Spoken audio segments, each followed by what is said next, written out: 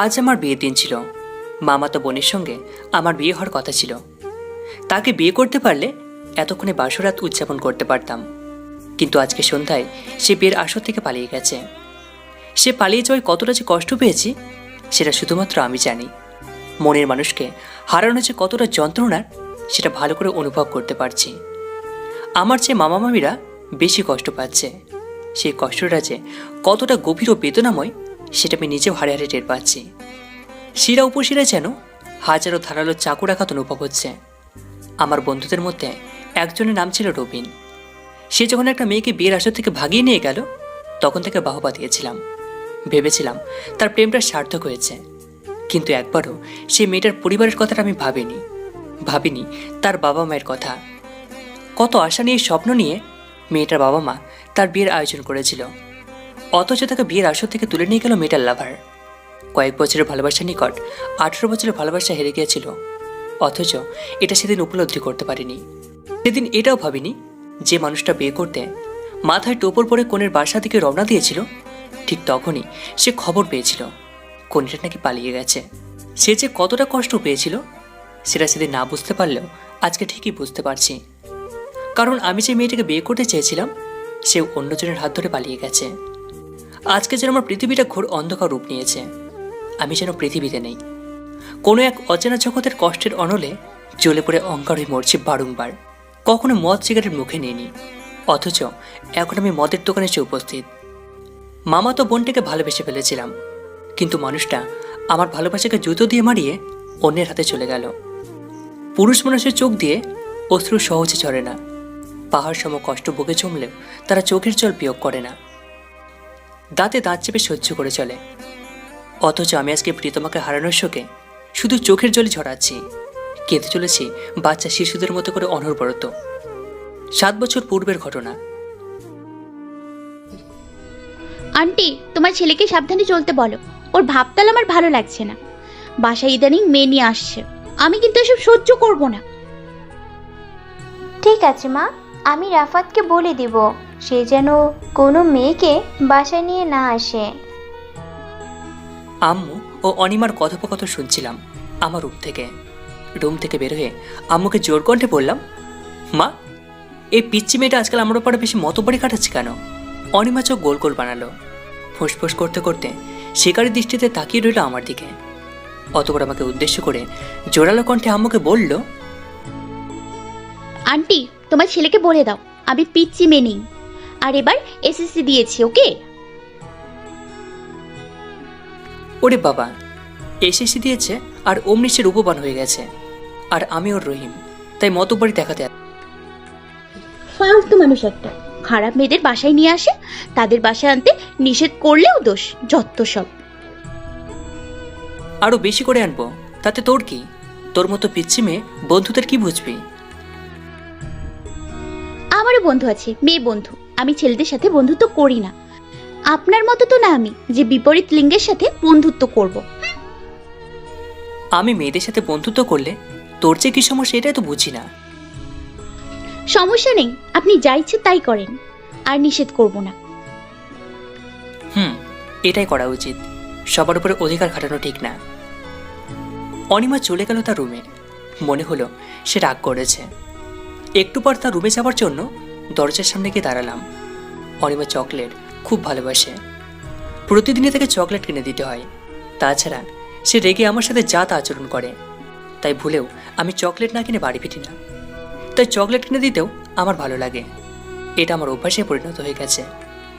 দরজার সামনে দাঁড়িয়ে দেখলাম অনিমা বিছানার একপাশে মন খারাপ করে বসে আছে। তার মনের আকাশে অভিমানের মেঘ জমেছে।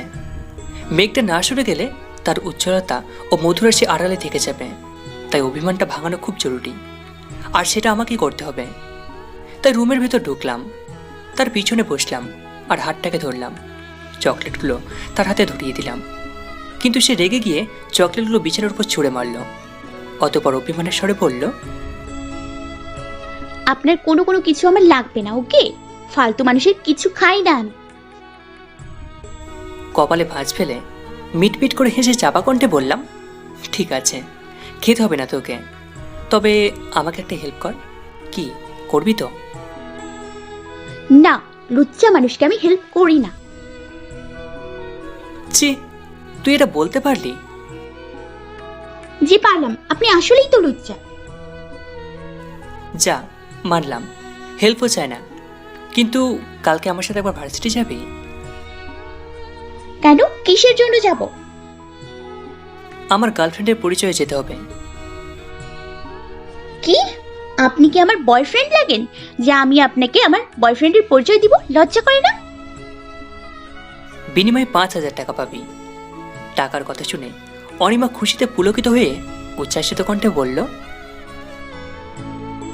সত্যিই দেবেন? তাহলে এক্ষুনি দেন। মিষ্টি হেসে বললাম, দেব, কিন্তু চকলেটগুলো আমার সামনে খেতে হবে। ঠিক আছে। আচমকা রুমের ভিতর ভাবি ঢুকে পড়ল। আমি আর অনিমা খুব পাশাপাশি বসে আছি। দুজনের গায়ের সাথে গা লেগে আছে। ভাবি আমাদের দুজনকে দেখে দুষ্টুমির হাসি দিয়ে বলল, বাহ, দুজনের রোমান্স দেখে তো ভালোই লাগছে। যেন রোমিও জুলিয়েটের রোমান্স হচ্ছে, ভালোবাসা একদম জমে ক্ষীর। ইস, আগে যদি তোমাদের রোমান্স দেখতে পারতাম তাহলে তোমাদের ভাইদের মন আরো আগে জয় করে নিতে পারতাম।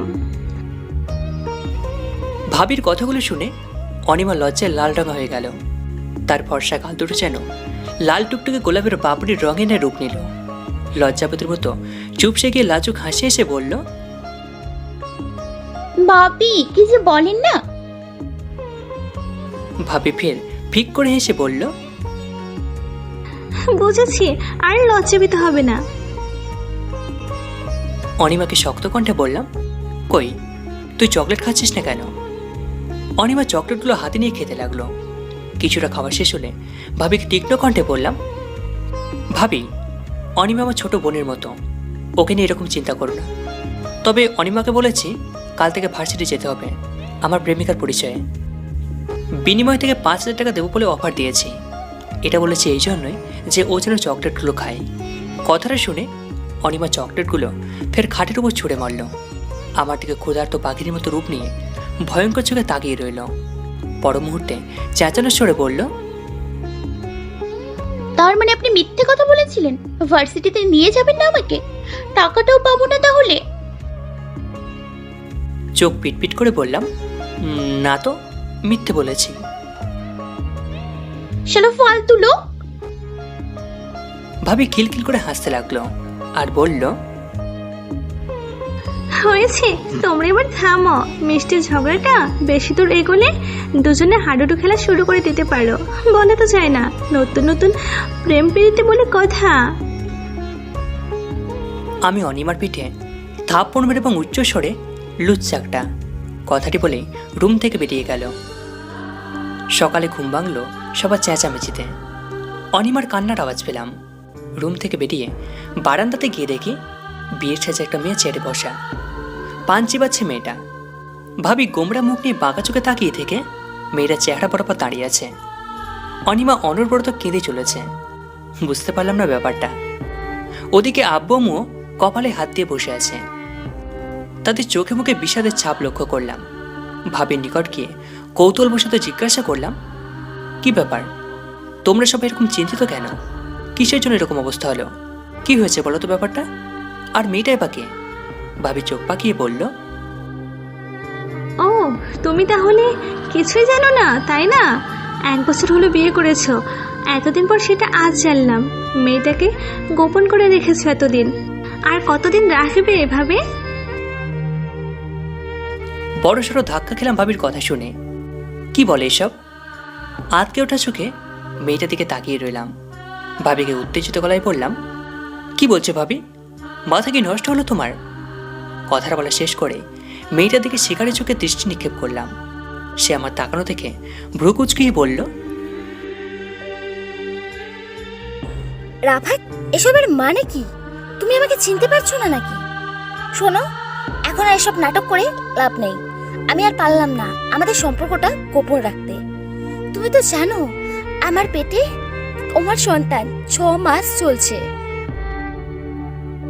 মেয়েটার কথা শুনতে পেয়ে অনিমার কান্নার আওয়াজ বেড়ে গেল, আর আমার বুকে জোরে জোরে হাতুড়ির অসংখ্য আঘাত লাগছিল। হতভম্ব হয়ে মেয়েটার দিকে বেশ কিছুক্ষণ তাকিয়ে রইলাম। তাকে কিছু বলার মতো ভাষা হারিয়ে ফেলেছি। নিস্তব্ধতা বজায় রইল। অকস্মাৎ নীরবতা ভেঙে মেয়েটাকে উচ্চস্বরে বললাম, এসব নাটক করে কোনো লাভ হবে না, তাই ভালোই ভালোই বলছি আমার বাসা থেকে চলে যান, অন্যথায় কপালে খারাপই আছে আপনার। মেয়েটাকে এমন বলার কারণে অনিমা আমার দিকে তেড়ে আসলো। কিছুক্ষণ চোখ গরম করে তাকিয়ে রইল আমার দিকে। অতবার আমার শার্টের কলার ধরল, একটু শার্টটা জোরে টান মেরে বোতাম ছিঁড়ে ফেললো। ভ্যাবাচাকা খেয়ে গেলাম অনিমা সাহস থেকে। সের আগে কাল নাগিনী সাপের মতো ফুসফুস করতে করতে বলল, আস্ত একটা লুচ্চা, গোপনে বিয়ে করে এখন অস্বীকার করছে। ভাগ্যিস আমার ফুফাতো ভাই হন, হাজবেন্ড হলে এতক্ষণে পিঠের চামড়া তুলে ফেলতাম। হ্যাঁ। কথাটা বলেই অনিমা বারান্দা থেকে চলে গেল। ভাবিরও প্রস্থান করল। বাবা ও মা আগে থেকে চলে গেছে। ভাবি চলে যাওয়ার পর মেয়েটা একটা চোখ মারল। হক চোখে উঠলাম, ভ্রুযুগল কুঞ্চিয়ে তাকিয়ে রইলাম তার দিকে। সে নরম কণ্ঠে বলল, আমি অভিনেত্রী, অনেক বড় অভিনেত্রী। আমাকে ওদের সামনে আপনার দৃষ্টিতে অপরিচিত জন হিসাবে পরিচয় দিয়ে কোনো লাভ হবে না। তারা আপনার কথা বিশ্বাস করবে না। তার চেয়ে এক কাজ করেন, আমাকে এই বাড়িতে থাকতে দিন। আমার অভিনয় শেষ হলেই চলে যাব। প্রচণ্ড রাগ হচ্ছিল, কিন্তু এখন কেন যেন মেয়েটার উপর রাগ দেখাতে পারছি না। কি করলে যে রাগ দেখাতে পারবো বুঝে উঠতে পারছি না। কৃত্রিম রাগ দেখানোর মতো অভিব্যক্তি নিয়ে মেয়েটাকে বললাম, ফাজলামি পেয়েছেন? চলে যান বলছি, নইলে চাঁদা করে ফেলবো বলে দিলাম। মেয়েটা আমার দিকে তেড়ে আসলো। ঠিক তখনই অনিমা আমার হাতটা ধরে তার রুমে নিয়ে গেল, একদম খাটের উপর ফেলে দিল। এরপর দরজাটা বন্ধ করে দিল। ড্রয়ার থেকে চকচকে ধারালো একটা চাকু বের করে আমার গলায় ধরে দাঁতে দাঁত চেপে বলল, সত্যি করে বল, সে তোর কি হয়? মিথ্যা বললেই আজ তোর খবর করে দিব। ভয় না পেলেও ভয়ের ভান ধরে ঢোক গেলে মিনমিন গলায় বললাম, বলবো। তার আগে বল, আমার কারোর সাথে বিয়ে হয়ে থাকলে তোর এত সমস্যা কি? আমি তোর কি হয়? গালে চিমটি মেরে শক্ত কণ্ঠে বলল, তুই আমার ভাতার হোস, বুঝছিস? ছি ছি, তোর চেয়ে মিনিমাম 8 বছরের বড় হব আমি, আর তুই এমন কথা বললি? লজ্জা শরমের কি মাথা খেয়েছিস? চুপ লুচ্চা, আমি চাই না তুই চরিত্রহীনদের মতো আবল তাবল কাজ করিস। তোকে আমি চরিত্রবান লোক হিসেবে দেখতে চাই। এতে তোর কি লাভ? লাভ আছে। যাক, তুই ঠিক আপনিতে এসেছিস। এবার চাকুটা সরিয়ে ফেল। মেয়েটা যদি সত্যি আপনার কিছু না হয় তাহলে তাকে বাসা থেকে বের করে দেন তাড়াতাড়ি। যেতে যাচ্ছে না যে? ও, তার মানে সত্যি সত্যি সে আপনার স্ত্রী হয়, বুঝে গেছি আমি। আরে পাগলি, মেয়েটাকে বাসা থেকে কৌশলে বের করতে হবে। বাড়াবাড়ি করতে গেলে আমার প্রেস্টিজে 12টা বাঁচিয়ে দেবে। কয়েকদিন তো সময় দিতে হবে। আমি এত কিছু তো বুঝি না, আজ এক্ষুনি তাকে বাসা ছাড়া করেন। ঠিক আছে রে, আমি দেখছি ব্যাপারটা। আর শোনেন, কাল আমার এসএসসি পরীক্ষার রেজাল্ট দেবে। ফলাফল পাবার পর আমাকে নিয়ে ঘুরতে যেতে হবে। আচ্ছা, নিয়ে যাব। তার আগে আমার শার্টের বোতামটা লাগিয়ে দে। আমার বইয়ে গেছে। তাহলে থাক, লাগবে না তোর হেল্প। আমিও কাল থেকে ঘুরতে নিয়ে যাব না। ঠিক আছে, দিচ্ছি বোতাম লাগিয়ে, অপেক্ষা করেন। অনিমা ড্রয়ার থেকে সুইয়া সুতা ও সাদা বোতাম নিয়ে আসলো। আমাকে বলল শার্টটা খুলতে, কিন্তু আমি বললাম শার্টটা গায়ে থাকবে, এভাবে লাগিয়ে দে। এটা শুনে অনিমা লজ্জায় লাজরাঙা হয়ে গেল। বোতাম লাগানো হয়ে গেল। সুতা দাঁত দিয়ে কাটতে লাগলো। তার মুখ ও ঠোঁট আমার বুকে লাগলো। সুতো কাটা হলেও তার ঠোঁট ও মুখ আমার বুকের সাথে চেপে ধরে রাখলো এবং বুকের পরশ নিচ্ছিল এভাবে। ক্রমে যেন অনিমা আমার দিকে ঝুঁকে আসছিল। তার গা কাঁপছিল, নিঃশ্বাসও ভারী হচ্ছিল। আমার ভিতরে অন্যরকম শিহরণ জাগলেও নিজেকে সামনে নিলাম। অনিমা আচমকা নিজেকে সূত্রে নিয়ে লজ্জামাখা মুখ নিয়ে লাজুক হেসে রুম থেকে বেরিয়ে গেল। যে মেয়েটা আমার স্ত্রীর দাবি নিয়ে এসেছে তার নাম রায়সা। তাকে অনেক রিকোয়েস্ট করার পরও বাসা থেকে যেতে রাজি হলো না। তার কথা একটা, যখন তার মন চাইবে তখন সে যাবে, তার আগে নয়। 1 লাখ টাকা লোভ দেখালাম, এরপরও সে বাড়ি ছাড়তে রাজি হলো না। তবে খুশির সংবাদ হচ্ছে অনিমাকে রাজি করাতে পেরেছি যে মেয়েটা আজকে রাত পর্যন্ত থাকবে। আজকে রাতটা অনিমাকে ধৈর্য ধরে থাকতে বলেছি।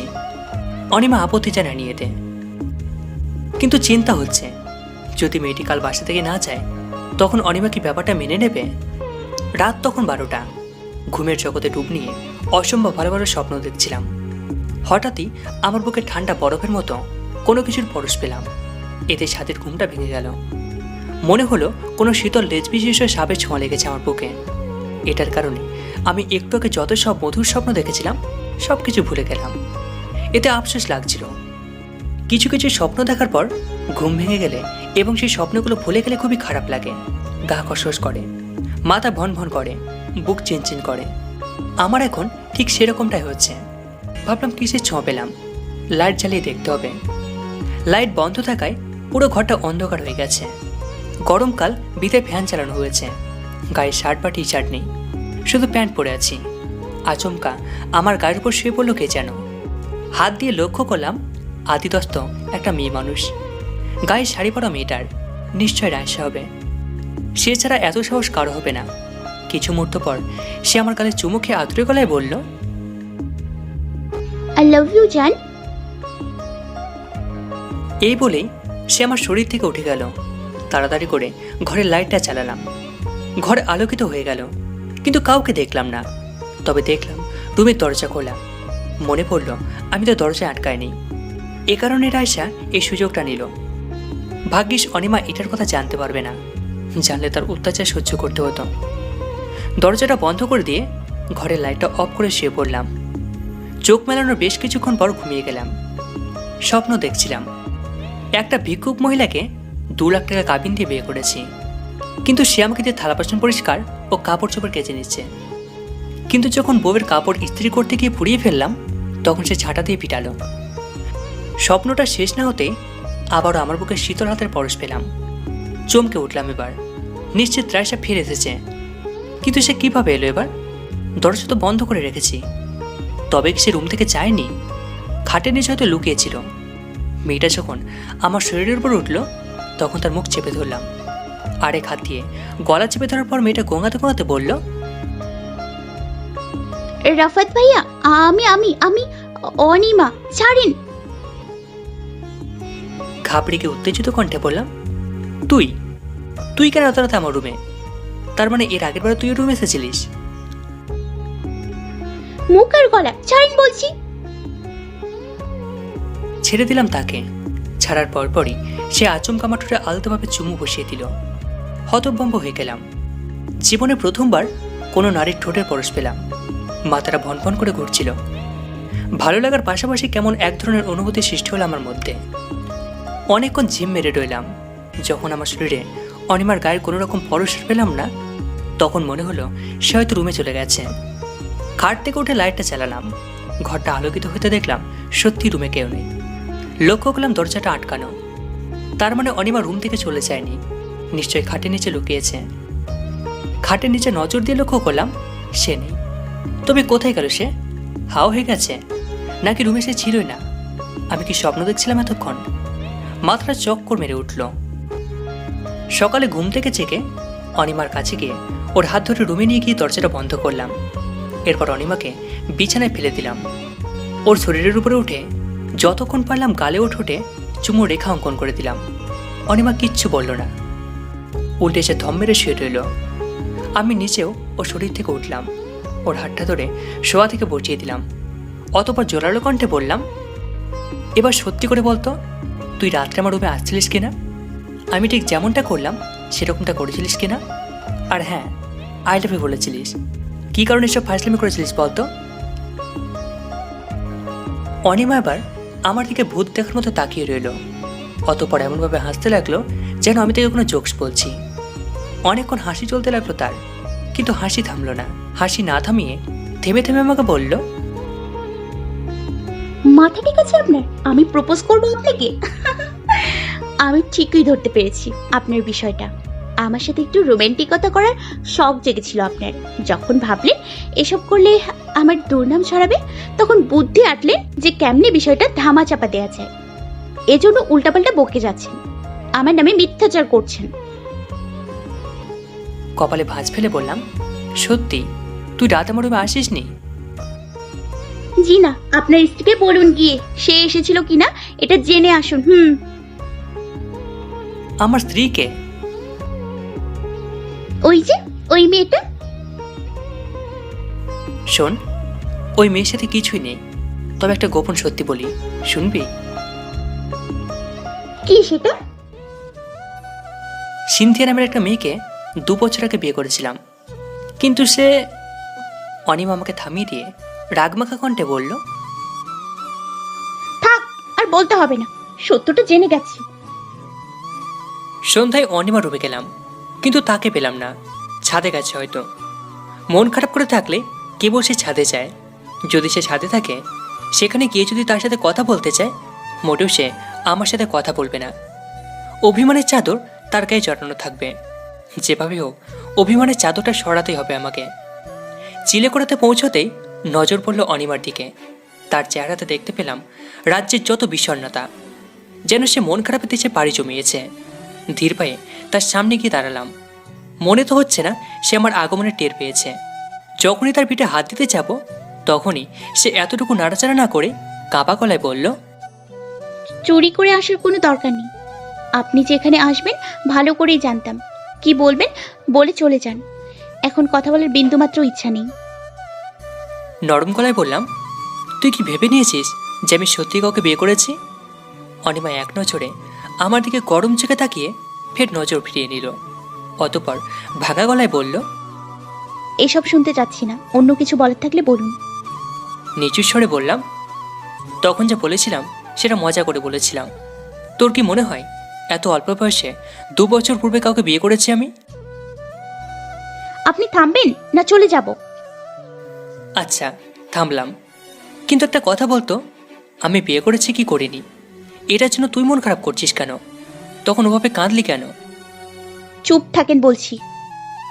আচ্ছা, চুপ রইলাম। এবার বল, তুই কোন কলেজে ভর্তি হবি? সেটা আপনাকে বলবো কেন? থাক, বলতে হবে না। তো কাল আমার সাথে কোথায় যেতে চাস? যাব না, গেলেও আপনাকে নিয়ে যাব না। কিন্তু আমি তোর সাথে ঘুরতে যাব বলে একজনের ফ্রেন্ডকে অফার পিটিয়ে দিলাম। কালকে তো সারাদিন বসে থাকতে হবে, একা সময় কাটবে কিভাবে? আমি কি জানি? আপনি এক কাজ করেন, আপনার বউকে নিয়ে যান। সে পাশে না থাকলে 2 নাম্বার বউকে নিয়ে যান। রাগের ভান ধরে হুঙ্কার মেরে বললাম, চুপ কর। একই কথা বারবার বলছি যে আমি বিয়ে করিনি, তবু এক কথা ধরে নিয়ে বসে আছে। ধমকের স্বরে কথাগুলো বলেছি। এই দেখে অনিমা ভয়ে কেঁপে উঠল। ভয়ার্ত চেহারা নিয়ে আমার দিকে তাকিয়ে রইল। ফের অনিমাকে ক্ষিপ্ত স্বরে বললাম, এরপর কি বলবি? আমি বিয়ে করেছি কিংবা আমার বউ আছে? অনিমা ভয়ে তোতলাতে তোতলাতে বলল, ভেবে বিশ্বাস করছি আপনার কোনো বউ থাকতে পারে না। বিয়ে করেনি, বউ থাকবে কেমনে? এরকম অনুগত হয়ে থাকতে হবে, বুঝলি? বুঝলাম। কালকে তোকে নিয়ে যাবো পাহাড় দেখতে। পাহাড়ের পাশে বন জঙ্গল রয়েছে, আমরা গাড়ি নিয়ে দুজনে ভ্রমণে বের হব। ঠিক আছে। কাল শাড়ি পরবি, শাড়ি পরা অবস্থা তোকে দেখতে চাই। শাড়ি তো ভালো করে পরতে পারি না। সমস্যা নেই, ভাবিকে বলিস পরিয়ে দেবে, না হলে আমি পরিয়ে দেব। আপনি শাড়ি পরিয়ে দিতে পারবেন? অবশ্যই পারবো। বাহ, ভালো তো। অনিমা, তুই তো সুন্দর করে কিস দিতে পারিস, এটা শিখলি কেমন করে রে? আমি সুন্দর করে কিস দিতে পারি কেমনে জানলেন? জীবনে তো কাউকেই কিস করিনি। কি? তাহলে সেদিনটা তো সব করলো কে? আবার পাগলামো করছেন? আমি কিসের জন্য আপনাকে কিস করতে যাব বলুন তো? তার মানে তুই ছিলিস না, তুই করিসনি? না না না না না, কতবার বলবো আর? আমি তোকে কিস করেছিলাম, মনে আছে তোর? অনিমার মুখটা লাজরাঙা হয়ে গেল। লাইটের আলোয় তার মুখটা লাজুকতা লক্ষ্য করলাম। সে মুখ লুকিয়ে হাসলো, অথবা চাপাপির সমন্বয়ে বলল, জি না, মনে নাই। নির্লজ্জ মানুষের নির্লজ্জতার কথা আমি মনে রাখি না, ওকে? ভ্রু কুচকিয়ে বললাম, কি আমি নির্লজ্জ? তো সরি, আপনি নির্লজ্জ না, একটা লুচ্চাও বটে। অনিমার হাতটা শক্ত করে ধরলাম। এরপর শক্ত কণ্ঠে বললাম, আমি লুচ্চা তাই না? দাঁড়া, দেখাচ্ছি মজা। এটা বলে অনিমাকে আমার বুকের সাথে আষ্টে পিষ্টে জড়িয়ে ধরলাম। তার ডান হাতের চুটিগুলো ভাঙতে লাগলো। একটু বেশি জোরেই তার ডান হাতটা চেপে ধরায় সে ব্যথায় চেঁচিয়ে উঠল। হাত সরাতে দেখি ভাঙা চুড়ি তার হাতের ভিতর ঢুকে পড়ল। দেখা মাত্র ভয় পেয়ে গেলাম। এটা করা মোটেও ঠিক হয়নি, এমনটা হবে ভাবিনি। বাচ্চা ছেলেদের মতো কাজ করে ফেলেছি। দেরি না করে আমার জিহ্বা দিয়ে তার হাতের ভিতর ঢুকে যাওয়া ভাঙা চুরির অংশটুকু তুললাম। রক্ত যেন আরো জোরে জোরে তরতর করে ঝরছিল। অনিমার ওনার কিছু অংশ ছিঁড়ে হাতে বাঁধলাম। তাকে দুঃখিত বলে হাতটা ধরে ছাদে নিয়ে যেতে লাগলাম। অনিমাকে আমার রুমে নিয়ে গেলাম হাতে স্যাপলন লাগানোর জন্য। খাটে শুয়ে দিলাম তাকে। সে কিচ্ছু বলছে না, শুধু মৃদুভাবে গোঙাচ্ছে।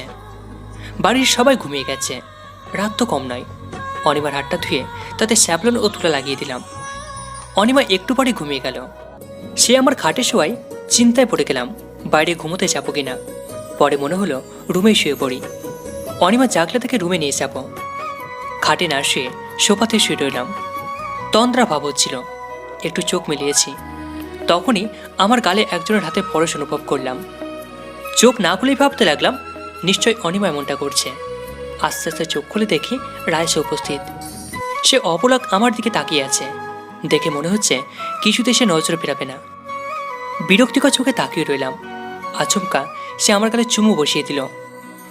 ভয় খেয়ে গেলাম। নির্বাক ও নিতর হয়ে তাকিয়ে রইলাম। তাকে কিছু বলার মতো শক্তিটুকু নেই। ভয় হচ্ছিল অনিমার কথা ভেবে। যদি সে জেগে দেখে রায়সা রুমে, তাহলে আমার খবর করে দেবে। ভাবতে না ভাবতে রায়সা আবারও চুমু বসিয়ে দিল, তবে এবার গালে নয়, ঠোঁটে। ধাই করে অনিমা উচ্চ কণ্ঠে বলল, রাফাত, তোর এইরকম অধঃপতন আর কত নিচে নামবি? সকাল হোক, তোর 12টা বাজাবো।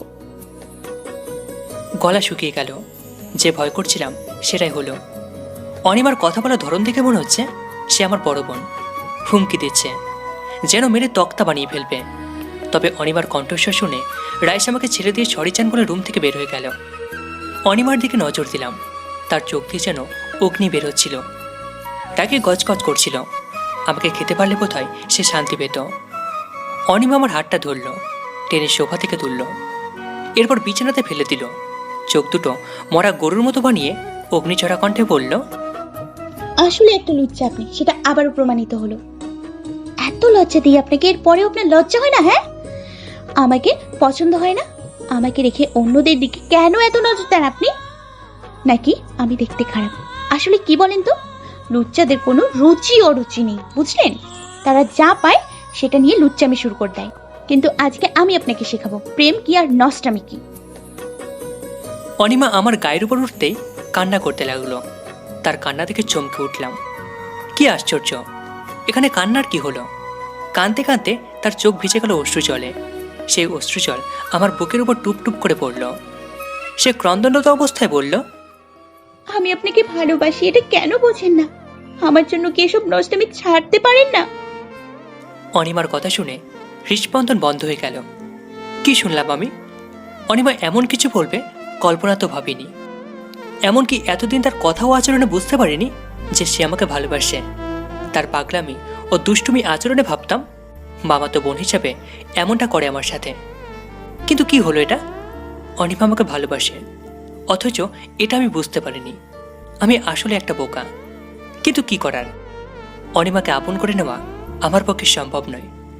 আমার হৃদয়ে যে অন্য কেউ বাস করছে, যার কথা অনিমাকে বলবো বলবো করে বলতে পারিনি। অনিমা কাঁদছে অঝোর ধারায়, ফুপিয়ে ফুপিয়ে কাঁদছে। বুঝতে পারছি যে খুব কষ্ট পেয়েছে, কিন্তু আমার এতে সামান্যতম দোষ নেই। অনেকক্ষণ ধরে অনিমাকে নিয়ে ভেবে বার করে দিলাম।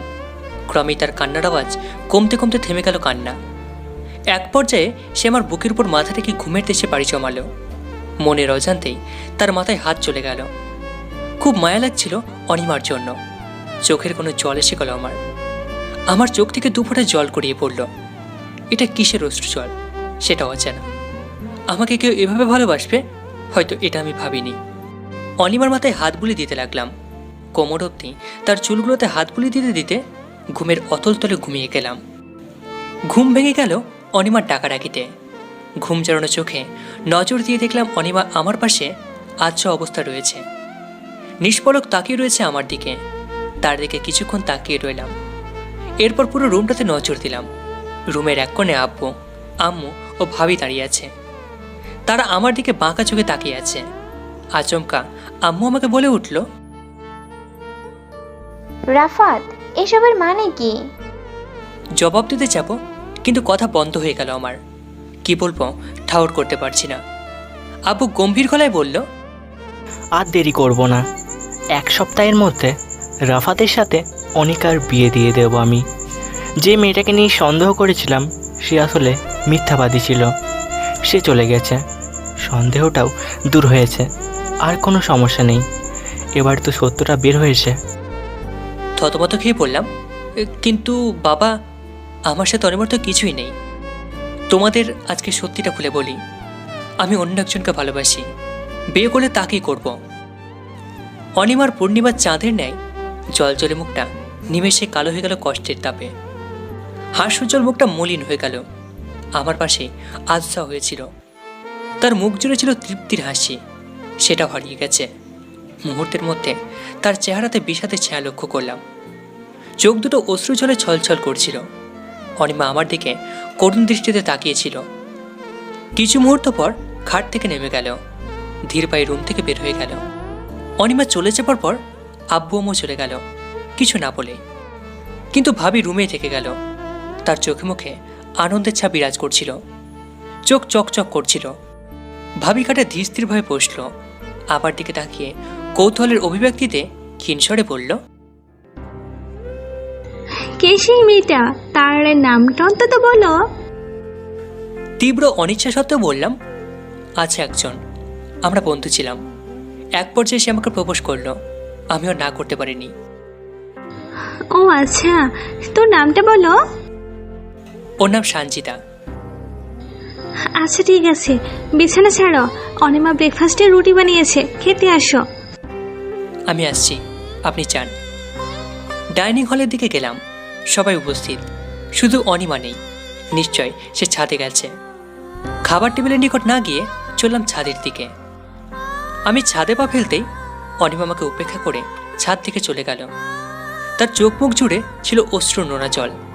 আমাকে দেখে চোখের পানি মুছে কান্না থামিয়ে বিরক্তির অভিব্যক্তি নিয়ে ছাদ থেকে চলে গেল। বুঝতে পারছি তার হৃদয়ে আমার জন্য যাবতীয় রাগ জমে গেছে। তাকে মনের মানুষ হিসেবে গ্রহণ করিনি বলে সীমাহীন কষ্টে জ্বলে পুড়ে মরছে।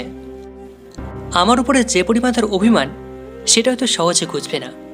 অপরিণত বয়সের এই আবেগ সহজে কাটতে চায় না। খাবার টেবিলে গিয়ে অনিমাকে একবারও পেলাম না। সে হয়তো রুমে দরজা বন্ধ করে দিয়ে শুয়ে আছে। বেশি কিছু না ভেবে নাস্তা করে নিলাম। আজকে চন্দ্রগ্রহণ চলছে, আকাশের দিকে তাকাতে ভয় করছিল। চন্দ্রগ্রহণ আমার ভালো লাগে না। ছাদের এক কোণে দাঁড়িয়ে জবা ফুলের পাতাতে হাত বুলিয়ে ফোনে কথা বলছিলাম সঞ্চিতার সাথে। সঞ্চিতার জন্মদিন আগামীকাল। আমি নয়, জন্মদিন উপলক্ষে সঞ্চিতা নিজে আমাকে গিফট করবে বলেছে, একটা আইফোন গিফট করবে। সঞ্চিতা এর পূর্বে অসংখ্যবার আমাকে গিফট করেছে, মাত্র কয়েকবার সে আমার থেকে গিফট নিয়েছে। এখন কথা বলছিলাম জন্মদিনে কি করব এটা নিয়ে। সঞ্চিতা বায়না ধরেছে তাকে রাঙামাটি পাহাড়ে নিয়ে যেতে হবে, রাতটাও নাকি তাকে ওখানে নিয়ে কাটাতে হবে। আমি রাজি হয়ে গেলাম। একটু পর সঞ্চিতার বাসায় যেতে হবে, তবে কাল সকালে দুজনে রাঙামাটি পাহাড়ের দিকে রওনা দেব। সঞ্চিতা হেসে বলল, আচ্ছা, কাল কি পরে ঘুরতে বের হব? শাড়ি পরতে চাই, কিন্তু পারি না পরতে। আম্মুকে বলে শাড়ি পরিয়ে নিতে চাইছি, কিন্তু বলতেই ভয় করছে। কিছু না বলেই তো চলে। ছি, কি বলো এসব? এক কাজ করো, তুমি সচরাচর যা পরে থাকো সেটাই পরে এসো। আমি তোমাকে নিয়ে মার্কেটে যাব, ভালো থেকে কয়েকটা শাড়ি কিনবো তোমার জন্য। ট্রায়াল রুমে গিয়ে আমি তোমাকে শাড়ি পরিয়ে দেব। কি চলবে তো? চলবে জান। সুন্দরী তোমা, তাহলে এখন ফোন রাখি। হুম। ফোনটা কেটে দেওয়ার পর পিছন ফিরে তাকিয়েছি, দেখি অনিমা দাঁড়িয়ে আছে। এতক্ষণ সে সঞ্জিতার সাথে বলা কথাগুলো শুনছিল। ছাদের এক কোণে চিলেকোঠা, সেটার দেওয়ালের উপর পাশে শক্তিশালী বৈদ্যুতিক বাতি লাগানো। সেই বাতির আলোতে পুরো ছাদটাকে আলোকিত করে তুলেছে। সেই আলোর কারণে অনিমার চেহারাটা ভালোভাবে বুঝতে পারা যাচ্ছে। তার চেহারাতে পাহাড় সম কষ্টের ছাপ দেখতে পাচ্ছি। আমাকে কিছু একটা বলবে, কিন্তু বলতে পারছে না। কান্না করে দেবে এমন অভিব্যক্তি লক্ষ্য করলাম। অনিমা নিষ্পলকভাবে আমার দিকে তাকিয়ে থেকে এক পর্যায়ে ছাদ থেকে চলে গেল। আজকে অনিমার এসএসসি রেজাল্ট বের হয়েছে। একটা সাবজেক্টে ফেল করেছে সে, গণিতে। আসলে ওই পরীক্ষার দিন সে 20 মিনিট লেট করে এক্সাম হলে গিয়েছিল। স্যারদেরকে অনেক রিকোয়েস্ট করার পর পরীক্ষা দিতে পেরেছিল।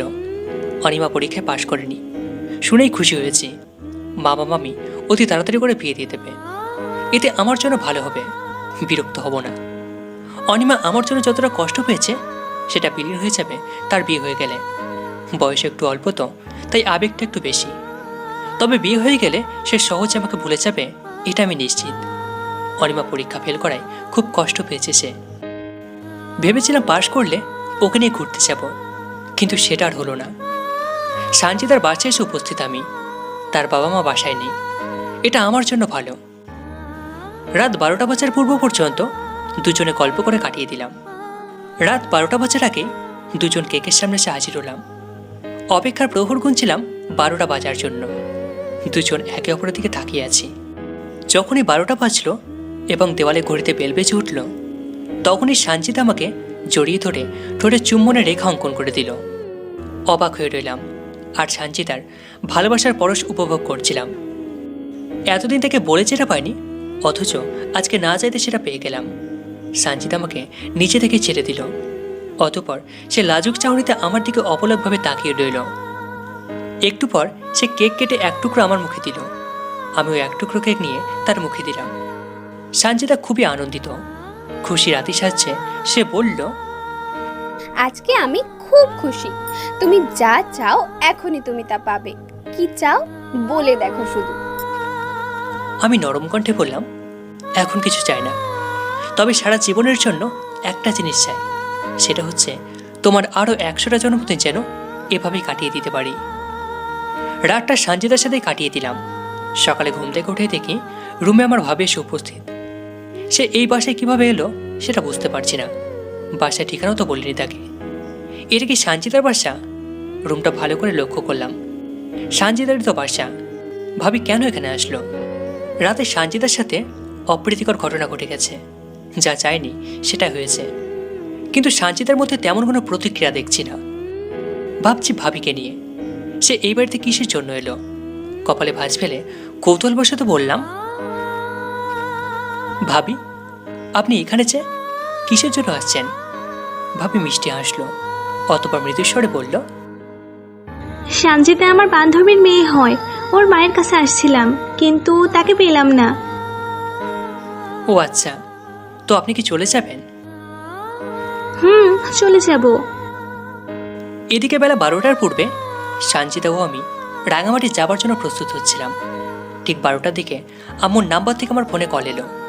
ফোনটা রিসিভ করলাম। আম্মু কান্না মিশ্রিত কণ্ঠে বলল, রাফাত্রে, অনিমা বিষ খেয়েছে, তুই যেখানেই থাকিস তাড়াতাড়ি চলে আয়। এমন দুঃসংবাদ শুনে আমার শরীরে রক্ত চলাচল বন্ধ হয়ে গেল, শ্বাসও বন্ধ হয়ে গেছে বলে মনে হলো। ফোনটা হাত থেকে পড়ে গেল। বাসায় থাকতে পারলাম না।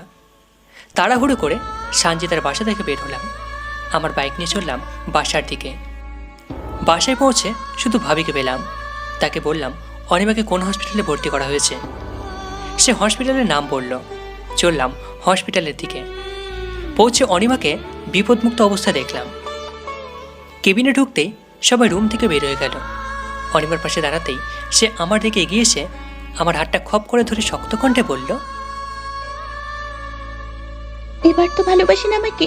আমি আপনাকে সত্যিই ভালোবাসি, এখন তো বুঝতে পারছেন? প্রচণ্ড রাগ হচ্ছিল অনিমার কথা শুনে।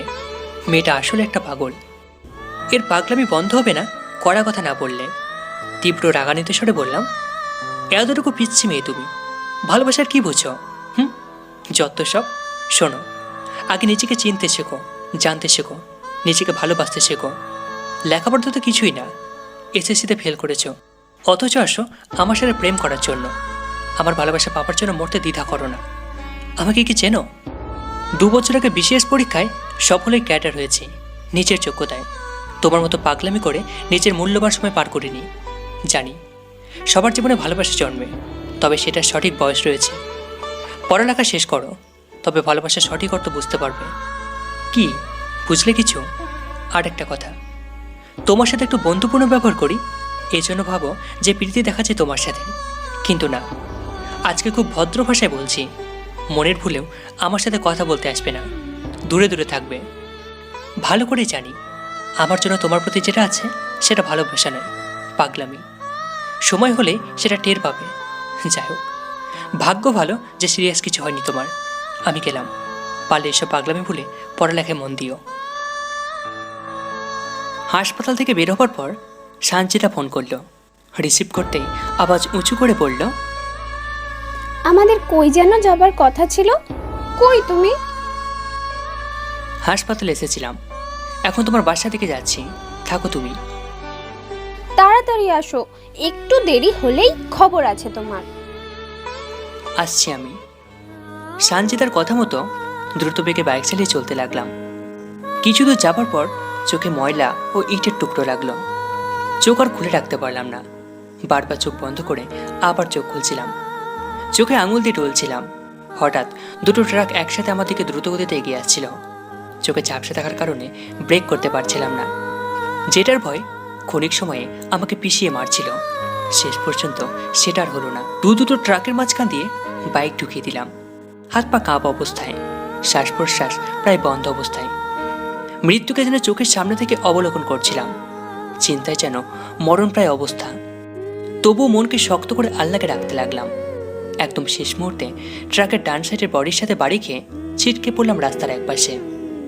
বাইক থেকে পড়লাম, তবে হেলমেট থাকায় মাথায় তেমন কোনো আঘাত পেলাম না। ভুল করেছি হেলমেটের গ্লাসটা না ঢেকে। রাস্তায় পড়ার পর কিচ্ছু মনে নেই। যখন জ্ঞান ফিরল তখন আস্তে আস্তে চোখের পাতা খুলে দেখতে পেলাম বাবা মা, ভাবি, মামা মামি উপস্থিত। শুধু দেখতে পেলাম না অনিমাকে, সে হয়তো আমার উপর রেগে আছে, এজন্যই হয়তো আসেনি। সানজিদা নিশ্চয় আমার দুর্ঘটনার কথা শুনতে পায়নি। তাকে একটা নজর দেখতে পেলে খুব খুশি হতাম। হয়তো সেও আমার উপর রেগে আছে, রাঙামাটি নিয়ে যেতে পারিনি বলে। চিন্তা হচ্ছিল খুব, ফোনটা হাতের কাছে থাকলে ভালো হতো, তাকে ফোন দিতে পারতাম। অন্যদিকে অনিমা আসেনি, এই জন্য ভালো লাগছে। সে থাকলে হয়তো বিরক্ত হতাম। কেঁদে এত করে সে অস্থির হয়ে যেত, আমাকেও অস্থির করত। এইসব চিন্তা ভাবনার অবসান ঘটল যখন আম্মু কান্না মিশ্রিত কণ্ঠে বলল, রাফাত, এখন কেমন লাগছে বাবা? তীক্ষ্ণ কণ্ঠে জবাব দিলাম, ভালো লাগছে। আমার ফোনটা কই? ফোনটা দাও। ভাবির কাছে ফোনটা ছিল, সে আমার হাতে ফোনটা দিল। সবাইকে বললাম তোমরা সবাই একটু বাইরে যাও। তারা চলে যাবার পর সানজিদার নাম্বারে ফোন দিলাম। রিং হলো, রিং হতেই থাকলো, কিন্তু ফোনটা রিসিভ করলো না সে। অনর্বরত ফোন দিয়ে গেলাম, কিন্তু সানজিদা একটি বারও ফোন ধরল না। প্রচণ্ড রাগ হচ্ছিল, ফোন কেন ধরছে না সে। 21 বার ফোন দেওয়ার ফলে ফোনটা রিসিভ করলো। ওপাশ থেকে সানজিদা চেঁচানো গলায় বলল, ভুলেও আমার নম্বরে ফোন দিবি না, কোনো রকমের যোগাযোগ রাখার চেষ্টা করবি না। আজ থেকে তোর সাথে সব সম্পর্ক শেষ। কথাটা বলেই ফোনটা কেটে দিল। তবুও ফোন দিলাম, কিন্তু তার ফোন অফ পেলাম। সর্বনাশ হয়ে গেল, তাকে সত্যিটা বলতে পারলাম না। সানজিদাকে সত্যটা বলে বললে এরকম করতো না, নিশ্চয় আমার নিকট ছুটে আসতো। এখন কি যে করি, মন চাচ্ছে ছুটেছে সানজিদার বাড়িতে, কিন্তু আমার ডান হাত ও ডান পা ভেঙে গেছে, কোথায় যাবার মতো অবস্থা নেই। বুক ফেটে যাচ্ছিল। সানজিদা এমন করবে এটা আমি কখনো ভাবিনি। আল্লাহ কেন যেমন পরীক্ষায় ফেলল। কান্না করতে মন চাচ্ছে, কিন্তু কান্না আর আসছে না। কপাল চাপড়াচ্ছিলাম বাম হাত দিয়ে, কিন্তু বেশি নাড়াচাড়া করায় ব্যথা লাগছিল। হঠাৎ আমার রুমের ভিতর অনিমা প্রবেশ করলো ধীরে ধীরে। বিষণ্ণ চেহারা তার, চোখ ফোলা ফোলা লাগছে, মনে হচ্ছে সারাদিন কান্না করেছে। মেয়েরা কান্না করার বেলায় পটু, কাঁদতে কাঁদতে চোখ ফুলিয়ে ফেলতে পারদর্শী। তারা তো শাড়ির কুচি ঠিক করতে না পারলে কান্না করে, সেখানে প্রিয়জনের দুর্ঘটনার খবরে কান্না করবেন এটা তো হতেই পারে না। অনিমা সারাদিন আমার জন্য কেঁদেছে, এটা বুঝতে মাথা কাটানো দরকার পড়ছে না। আমি দুর্ঘটনার কবলে পড়ার পূর্বে অনিমাকে অপমানিত করে কথা বলছিলাম, সেই কারণে তো কেঁদেছে। আরও কেঁদেছে আমার দুর্ঘটনার খবর পেয়ে। অনিমা আমার খাটের সামনে এসে দাঁড়ালো, তাও আবার মাথা নিচু করে। তার চোখের ভিতরে সাদা অংশটুকু লাল হয়ে আছে। মুখের রং লালাভাবে রূপ নিলেও চোখের কোণে ক্ষুদ্র ক্ষুদ্র অশ্রুজল জমা হতে দেখা গেল। অনিমার ঠোঁটটায় হঠাৎ কাঁপা শুরু করলো। কিছু মুহূর্ত পর সে শব্দ করে কাঁদতে লাগলো। ঝরঝর করে পানি ঝরছিল চোখের কোণ ঘেঁষে। অনিমার প্রতিটা চোখের বিন্দুকণা যেন আমাকে ভালোবাসার কথা শুনিয়ে দিচ্ছিল। ক্রমে আমি তার প্রতি দুর্বল হয়ে যাচ্ছি বলে মনে হলো। তার চোখের অশ্রুজলের প্রতিটা বিন্দুকণা আমাকে মায়ের জালে আটকে ফেলেছিল। সে আমার খাটে বসে ফুপিয়ে কাঁদতে কাঁদতে দম ফেলে বলতে লাগলো, এখন কি একটু ভালো লাগছে আপনার? দেখবেন আপনি তাড়াতাড়ি সুস্থ হয়ে যাবেন, একটুও চিন্তা করবেন না। মৃদু স্বরে অনিমাকে বললাম, রাত 11টা বাজে, তুই এখনো জেগেছিস কেন? আর কান্না থামা, আমার কিছুই হয়নি। ভাঙা হাত ও পায়ে অস্ত্রোপচার করা হয়েছে, তুই কান্না থামা। আমি একটা জিনিস চাইবো, দেবেন? বল। আমি আপনার সাথে এখানে থাকবো, প্লিজ না করবেন না। আচ্ছা ঠিক আছে, কিন্তু বাবা মা বিষয়টা কি ভালোভাবে নেবে? তাদের অনুমতি পেয়ে আপনাকে বললাম, প্লিজ আমাকে থাকতে দেন। আচ্ছা থাকবি, কোনো সমস্যা নেই, তবে সোফাতে ঘুমাতে হবে তোকে। অনিমার কান্না থেমে গেল। চোখের পানি শাড়ির আঁচল দিয়ে মুছল এবং ফিক করে হাসল। অনিমা শাড়ি পরেছে, তবে ঠিকভাবে পরতে পারেনি। সহজে বুঝতে পারলাম আমাকে খুশি করতে সে শাড়ি পরেছে। সে জানে আমি শাড়ি পরা পছন্দ করি। অনিমা সোফাতে গিয়ে শুয়ে পড়ল, তবে চেহারাটা আমার দিকে রেখে শুল। সে আমার দিকে এক দৃষ্টিতে তাকিয়ে রইল। চোখের ইশারায় বুঝলাম ঘুমিয়ে পড়েছে। সে চোখ বন্ধ করে ঘুমানোর নাটক করতে লাগলো, কিন্তু আমি আন্দাজ করতে পারছি সে সহজে ঘুমোবে না আজ। এদিকে আমার চোখের জগতের সমস্ত ঘুম এসে জড়ো হয়েছে। চোখ মিলিয়ে ঘুমের চেষ্টা করতে লাগলাম। কখন যে ঘুমিয়ে গেছি টেরই পাইনি। আচমকা ঘুম ভেঙে গেল।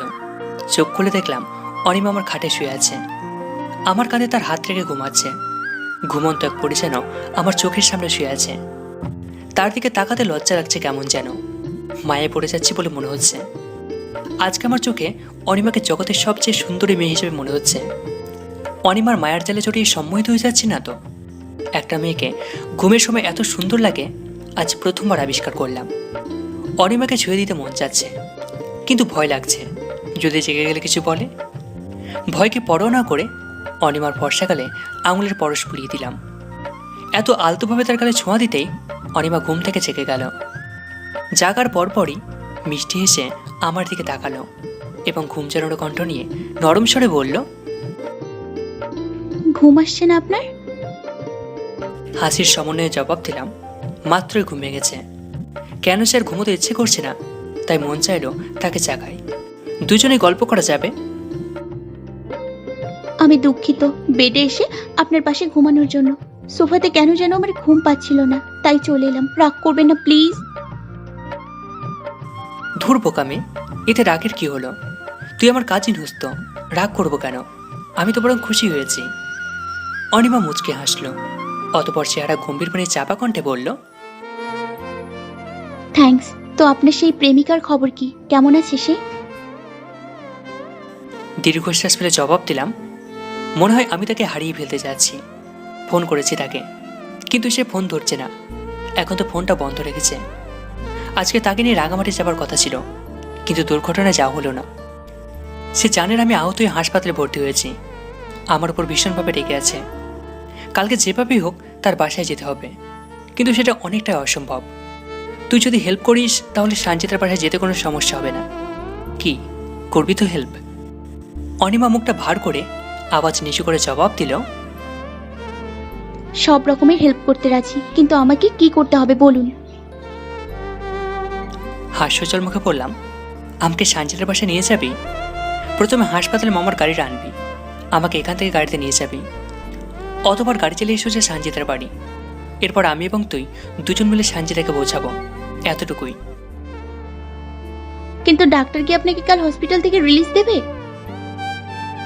তুই ডাক্তারদের বোঝাবি, বুঝিয়ে যেভাবে পারিস রিলিজ করে কালই যেন ব্যবস্থা করবি। কি পারবি তো? চেষ্টা করব।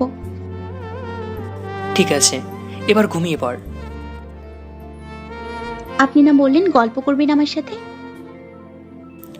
এখন না, খুব ঘুম পাচ্ছে, ঘুমোবো এখন। পরে কোনো এক সময় গল্প করব। আচ্ছা। তবে একটা কথা শোন, তোকে না আজকে খুব মায়াবী লাগছে, মনে হচ্ছে আকাশ থেকে পরি নেমে এসেছে। অনিমা ভুবন ভোলানো হাসি দিয়ে চেহারা অন্যদিকে ঘুরিয়ে শুয়ে পড়ল। ঘুমিয়ে না পড়া পর্যন্ত সে হাসতে থাকবে।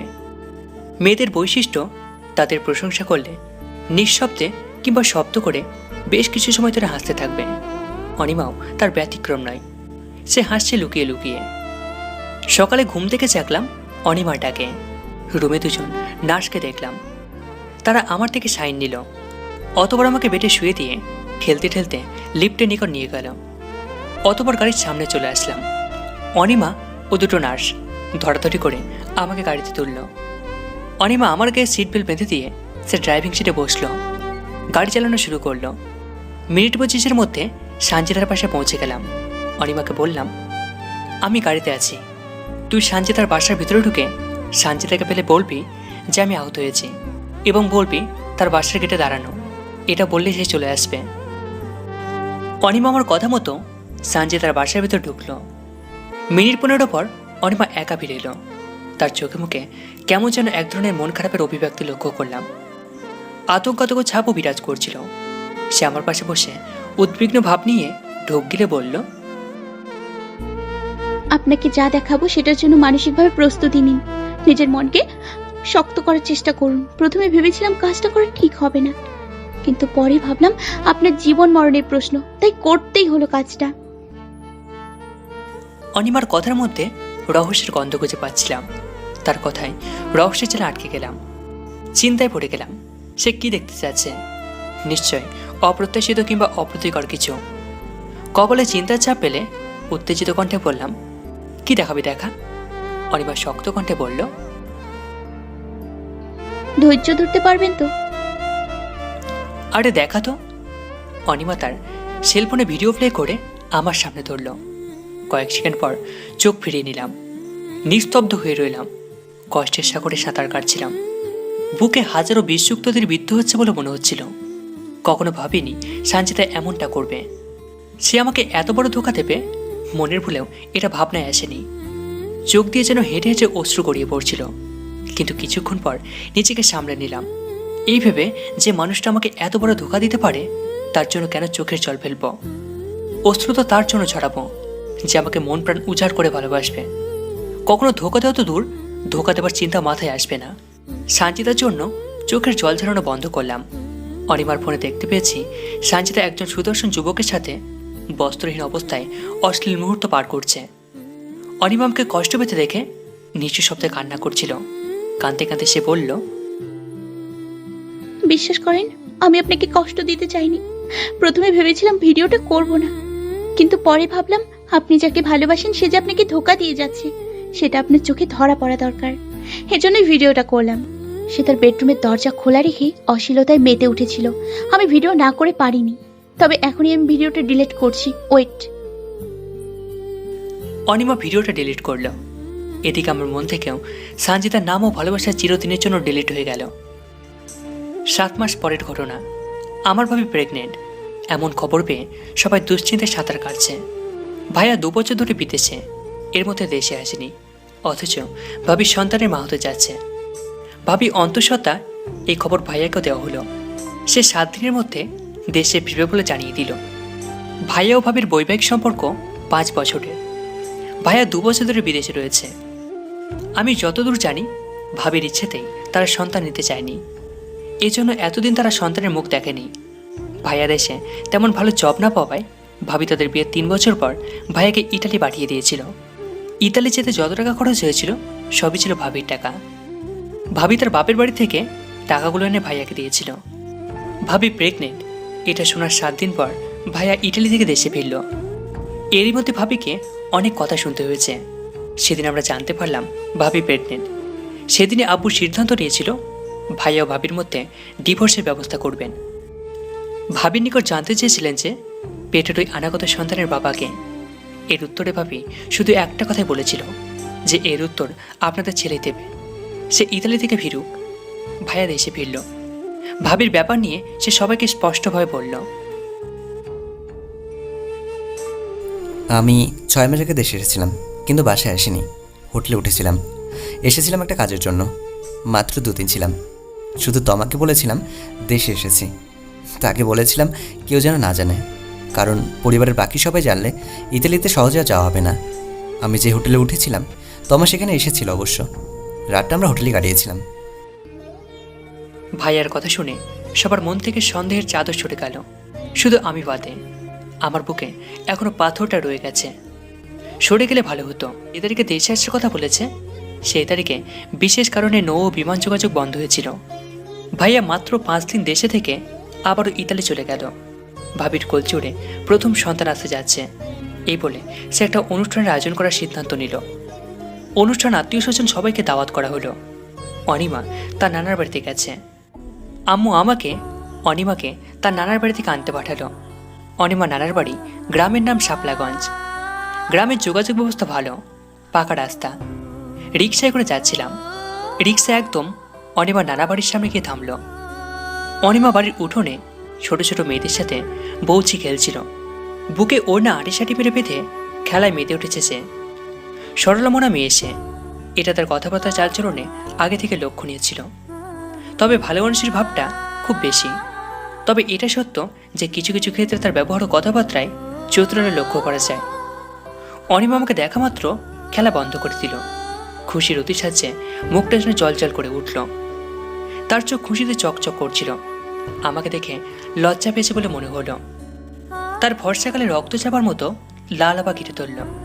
তাকে এত অসাধারণ লাগছিল। গ্রামে এতদিন থাকতে যদিও অনিমার গায়ে ময়লা জমে গেছে, তবুও তাকে সুন্দর লাগছে। Natural beauty.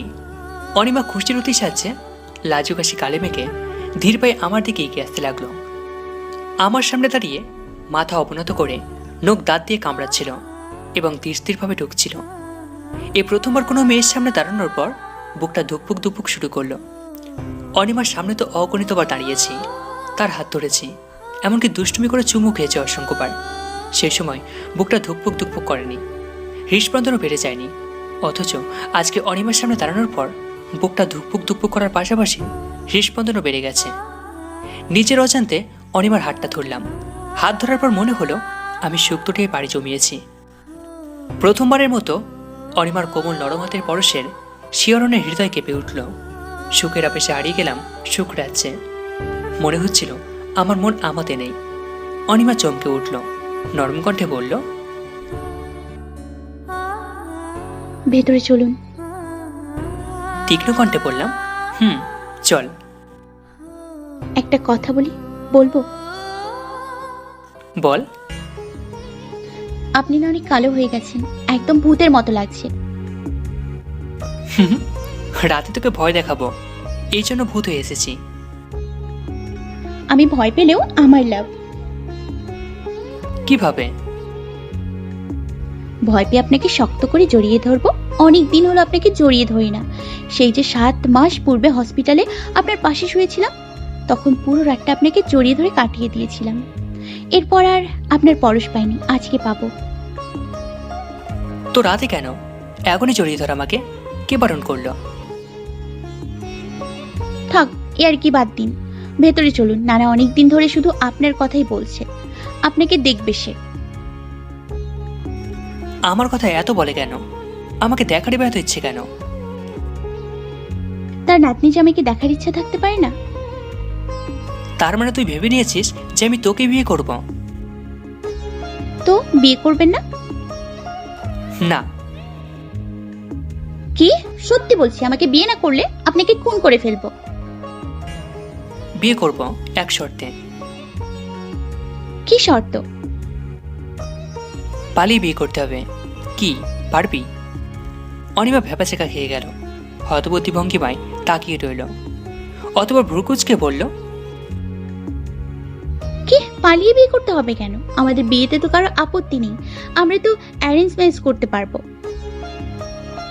চাপা কণ্ঠে বললাম, কিন্তু আমি অ্যারেঞ্জ ম্যারেজ করতে চাই না। তোকে নিয়ে পালাবো এবং কাজে অফিসে কি বিয়ে করব।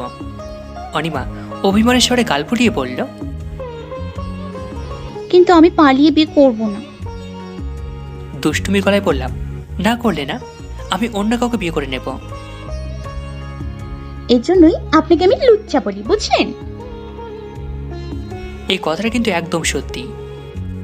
অনিমা রাগের চোটে হাতটা ছেড়ে দিয়ে চোখ রাঙিয়ে এক পলকে তাকানোর পর মন খারাপ করে বাড়ির ভিতর চলে গেল। রাতে ডিনার করার সময় বারান্দায় পার্টির উপরে বসে খাচ্ছিলাম। অনিমা আমার সামনে বসা, তার মন বেচার, অভিমানের পাহাড় নিয়ে বসে আছে সে।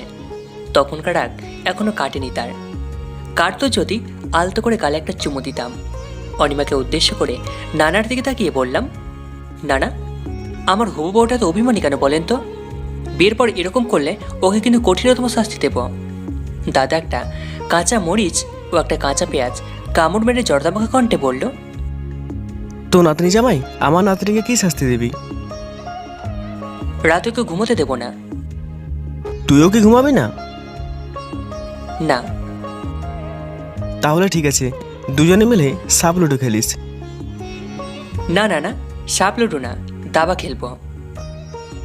হুম, এটা তো আরো ভালো। দুজনে হেসে উঠলাম। আমাদের হাসতে দেখে অনিমা ডাক আরো চরমে পৌঁছল। সে আমার পিঠে থাপড় মেরে শক্ত গলায় বলল, থামবেন, বাড়াবাড়ি হয়ে যাচ্ছে কিন্তু। ওদিকে নানি ঘরের ভিতর থেকে তরকারির বাটি নিয়ে এলো। নানি জোরালো কণ্ঠে বলতে লাগলো, কি নিয়ে হাসাহাসি করছো তোমরা? অনিমা অভিমানের গলায় বলল, দেখো না নানি, তোমার জামাই আর এই লুচ্চুটা আমাকে নিয়ে কি সব বলছে। নানি চোখ মেরে তীক্ষ্ণ কণ্ঠে আমাকে বলল, এই শোনো রাফাত, তুমি আমার নাতনিকে নিয়ে একটা বাজে কথাও বলবে না, বললে কালই নাতনিকে বিয়ে দিয়ে দেব। আমি হাসতে হাসতে বললাম, কার সাথে বিয়ে দেবে গো বড় বউ? তোর সাথে রে ছাড়া। অনিমা কান্নার অভিনয় করে বলল, নানি, তুমি ওর দলে চলে গেলে? কি করব বল, এত সুন্দর একটা বর পেতে যাচ্ছিস, ওর দলে না গেলে কি হয়? পরে যদি হাতছাড়া হয়ে যায়? যাক সে, আমার লুচ্চু মার্কা মানুষকে আমি বিয়ে করব না। অনিমাকে আতুটে গলায় বললাম, ঠিক আছে বউ, আমি তোমার নিকট হার মানলাম। এবার তো রাগ কমাও, আমি পালিয়ে নয়, অ্যারেঞ্জ ম্যারেজ করব। এবার অনিমা রাগটা একটু কমিয়ে বলল, থাক, আর মন ভোলানোর কথা বলতে হবে না, এবার চুপ করে খাওয়া শেষ করেন, আপনার সাথে কথা আছে। জো হুকুম মহারানী। ফের কি ফের? দুষ্টুমি করছেন? আর করব না।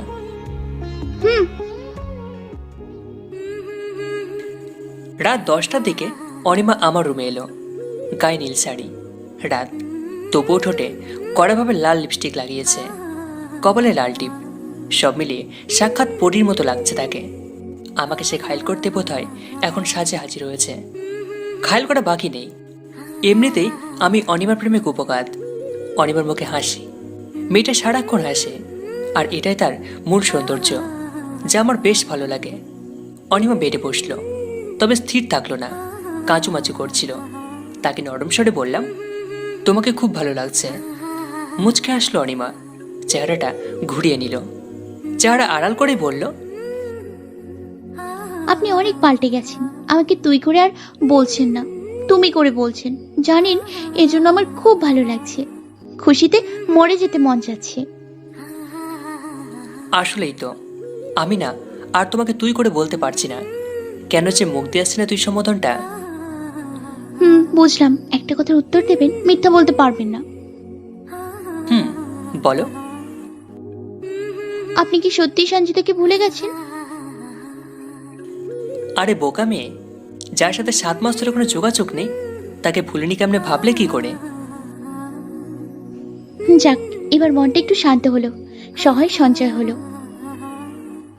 শোনো, আমি চাচ্ছি 1 মাসের মধ্যে তোমাকে বিয়ে করব, তোমার তো অসুবিধে নেই। অনিমা লজ্জাবতীর মতো চুপসে গেল বিয়ের কথা শুনে। এক পলকে আমার দিকে বিস্ময়ের চোখে তাকিয়ে চেহারাটা অন্যদিকে ফিরিয়ে নিল, অতঃপর ক্ষুদ্র আছে বলল, আমার কিসের অসুবিধা থাকবে? আমি তো যখন তখন আপনাকে স্বামী হিসেবে মানতে রাজি। উচ্চ শব্দে বললাম, তাহলে এখন থেকে আপনি করে বলা যাবে না, তুমি করে বলতে হবে, বুঝলে? অনিমা লাজুক স্বরে বলল, না না, এটা আমি পারবো না, আমার শরম করবে, মুখ দিয়ে বের হবেই না তুমি শব্দটা। কিসের লজ্জা? আমি তো আর অন্য কেউ নয়। ওহো, বলো না, আমি তো তোমাকে তুমি করে বলছি। অনিমার হাতটা ধরলাম, সে কেঁপে উঠল, আতকে উঠে আমার চোখ বরাবর তাকালো। অনিমার চোখে ভয়ের চিহ্ন খুঁজে পেলাম, যেন আমি তাকে মেরে ফেলব। অনিমার গায়ের সাথে গা লাগিয়েছি, তার দেহের পরশে অপূর্ব সুখ পাচ্ছি, যে সুখে দেখা আগে কখনো মেলেনি। অনিমার কাঁপন বেড়ে গেল, তার হাতের পরশে আমি টের পাচ্ছি। নিজের ভিতরে আবেগটা ধরে রাখতে না পেরে অনিমাকে বুকের সাথে জড়িয়ে নিলাম। অনিমা মৃদুভাবে আওয়াজ করল, অতঃপর নিস্তব্ধ হয়ে রইল। আমার বুকের ধুকপুকুনি বেড়েছে, আমার নিঃশ্বাসের শব্দ ভালোভাবে কানে আসছে। তার বুকে ঘন্টার শব্দ যেন শুনতে পাচ্ছিলাম।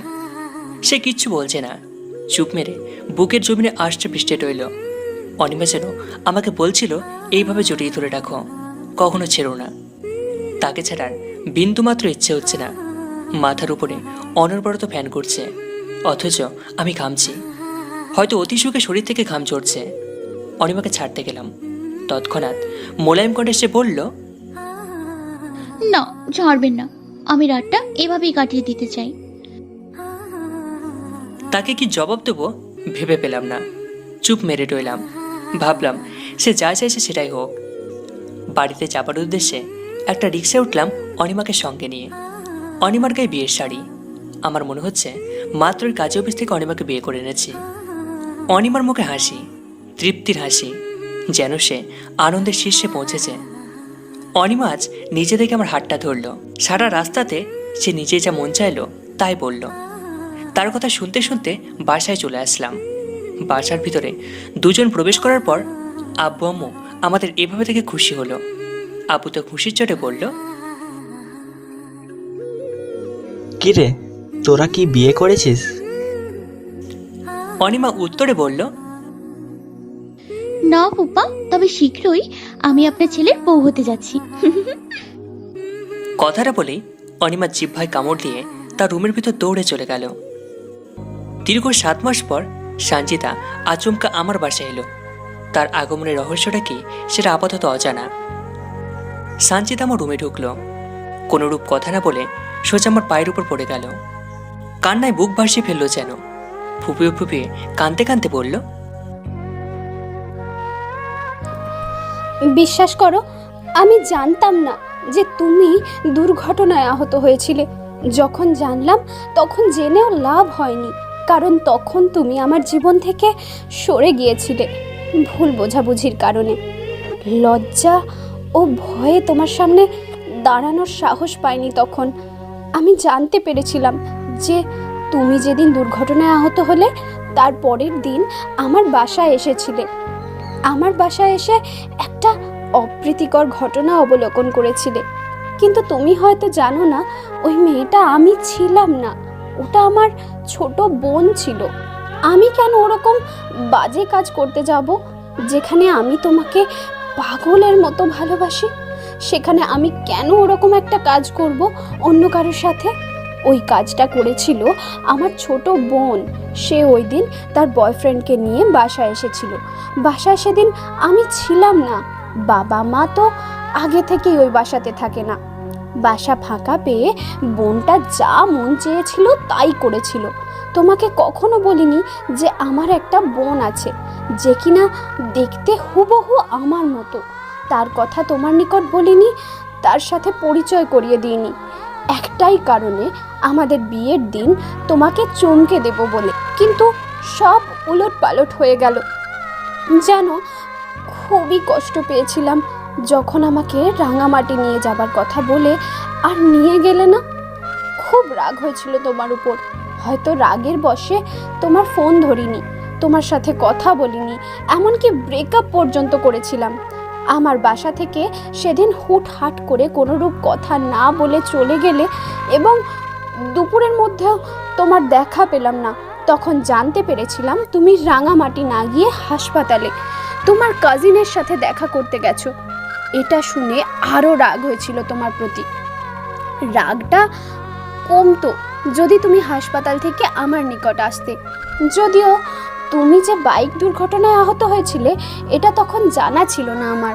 3 দিন পর জানতে পারলাম তোমার ব্যাপারটা। তোমার নম্বরে অনেকবার কল করেছিলাম কিন্তু তোমাকে পাইনি, তোমার নম্বর বন্ধ ছিল। তোমার নতুন বাসার ঠিকানাটা জানা ছিল না বলে তোমার বাসাতেও যেতে পারিনি। তোমার কাছাকাছি হতে পারলে সমস্ত ভুল বোঝাবুঝির অবসান ঘটতো, কিন্তু সেটা হলো না। আজকে দীর্ঘ 7 মাস পর তোমার সঙ্গে দেখা করলাম। অনেক কষ্টে তোমার বাসার ঠিকানা পেয়ে ক্ষমা চাইতে এসেছি। প্লিজ ক্ষমা করে দাও আমাকে। তুমি যদি আমাকে মাফ না করো এবং আমাকে আপন করে না নাও তাহলে সত্যি সত্যি মরা ছাড়া আমার কোনো পথ থাকবে না। সত্যি আমি মরে যাব। এই যে দেখো বিষ সঙ্গে করে এনেছি, হয় তুমি আমাকে আপন করে নেবে, না হয় মৃত্যুকে আমি আপন করে নেব। আমি তুমিহীন এই পৃথিবীতে বেঁচে থাকতে চাই না। সানজিদার কথা না বিশ্বাস করতে পারছি না অবিশ্বাস। তবে তাকে দেখে বুকের ভিতরে চাপা কষ্টটা জেগে উঠল। প্রথম ভালোবাসা সে, তাকে ভুলে যাওয়াটা অতটা সহজ নয়। মনে হচ্ছে এখনও আমি সানজিদাকে ভালোবাসি। হয়তো এই আপত্তিকর ভিডিওটা তার প্রতি ঘৃণার উদ্যোগ ঘটিয়েছিল। যদি সত্যি সত্যি ওটা সানজিদা করে না থাকে তাহলে তাকে আপন করে নেওয়ার জন্য দ্বিতীয়বার ভাববো না। কিন্তু অনিমাকে নিয়ে ঝামেলায় পড়ে গেলাম। তার প্রতি কয়েকদিনে তৈরি হওয়া ভালো লাগাটাকে আমি ভালোবাসা ভেবে নিয়েছিলাম।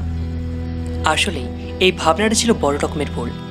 এখন মনে হচ্ছে ওটা কিছুতেই ভালোবাসা ছিল না, ছিল অন্ধমোহ, অন্ধ করে দেবার মতো মোহ। যদি তাই না হতো তাহলে সানজিদাকে দেখে তার প্রতি ভালোবাসা কোনো রকমের জাগ্রত হতো না।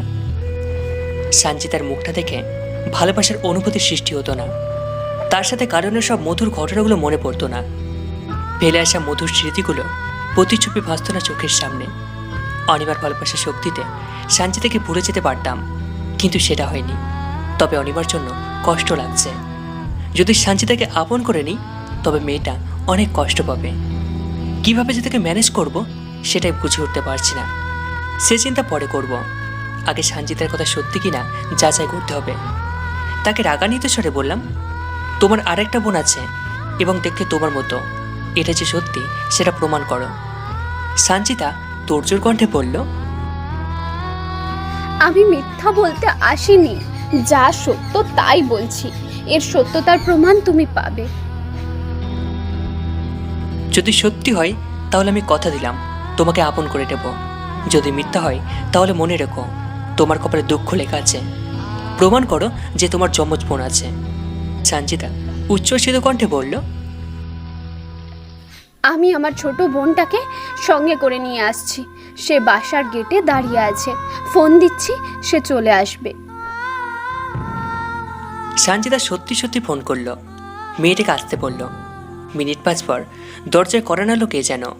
রুমে ঢুকতে অনুমতি দিলে একটা মেয়ে ওড়না দিয়ে মাথা রেখে রুমের ভিতর প্রবেশ করলো। কৌতূহলী মৌন চোখ মেয়েটার চেহারা দেখার জন্য ছটফট করছিল যেন। সানজিদা নিচে মেয়েটার মাথা থেকে ওড়না সরালো।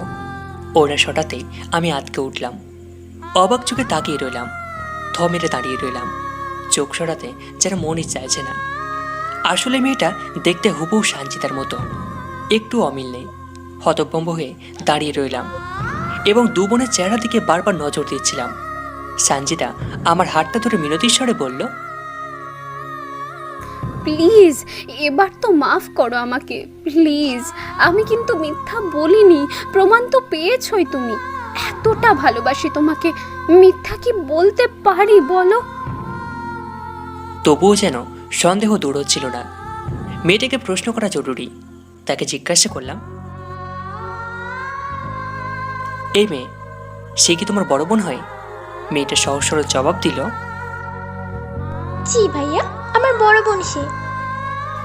আজকে থেকে 7 মাস পূর্বে তুমি তোমার বয়ফ্রেন্ডকে নিয়ে তোমাদের বাসায় এসেছিলে। জি ভাইয়া। লাজ লজ্জাকে বলে একটু শক্ত কণ্ঠে মেয়েটাকে জিজ্ঞাসা করলাম, তার সাথে শারীরিক সম্পর্ক করেছিল ওই দিন? মেয়েটা লজ্জায় মাথা নিচু করে নরম গলায় বলল, সমস্ত সন্দেহ দূর হয়ে গেল। সানজিদাকে ভুল বুঝে থাকা আর মোটেও ঠিক হবে না। তাকে ছুঁয়ে দিতে মন চাচ্ছে, তবে লজ্জা লাগছে কেন যেন। কিন্তু লজ্জাকে জয় করতে হবে, পুরুষদের লজ্জা পাওয়া ঠিক না। কথায় আছে, শরম পেলে ভাত গরম পাওয়া যায় না। চোখ দুটো বন্ধ করলাম, দীর্ঘ একটা শ্বাস নিলাম, অতপর সানজিদাকে বুকের মধ্যে জড়িয়ে নিলাম। আচমকা রুমের ভিতর ঢুকে পড়ল অনিমা। তাকে দেখতে পেয়ে সানজিদাকে বুক থেকে সরিয়ে নিলাম। অনিমা আমার দিকে তেড়ে এসে সজোরে গালে একটা থাপ্পড় লাগিয়ে দিল, অতপর বাঁকা চোখে তাকিয়ে আমাকে উদ্দেশ্য করে শক্ত কণ্ঠে বলল, এমন বেইমানকে যেন কোনো মেয়ে বিশ্বাস না করে। কথাটা বলেই অনিমা রুম থেকে বের হয়ে গেল। সানজিদা আমার দিকে অদ্ভুত দৃষ্টিতে তাকালো। কিছুক্ষণ পর সে বলল, সে কি বলে গেল? কথাটার অর্থ কি? থতমত খেয়ে বললাম, ও কিছু না, ওর থেকে টাকা নিয়েছিলাম, এখনো শোধ করতে পারিনি। অথচ আজকে নতুন একটা শার্ট কিনেছি।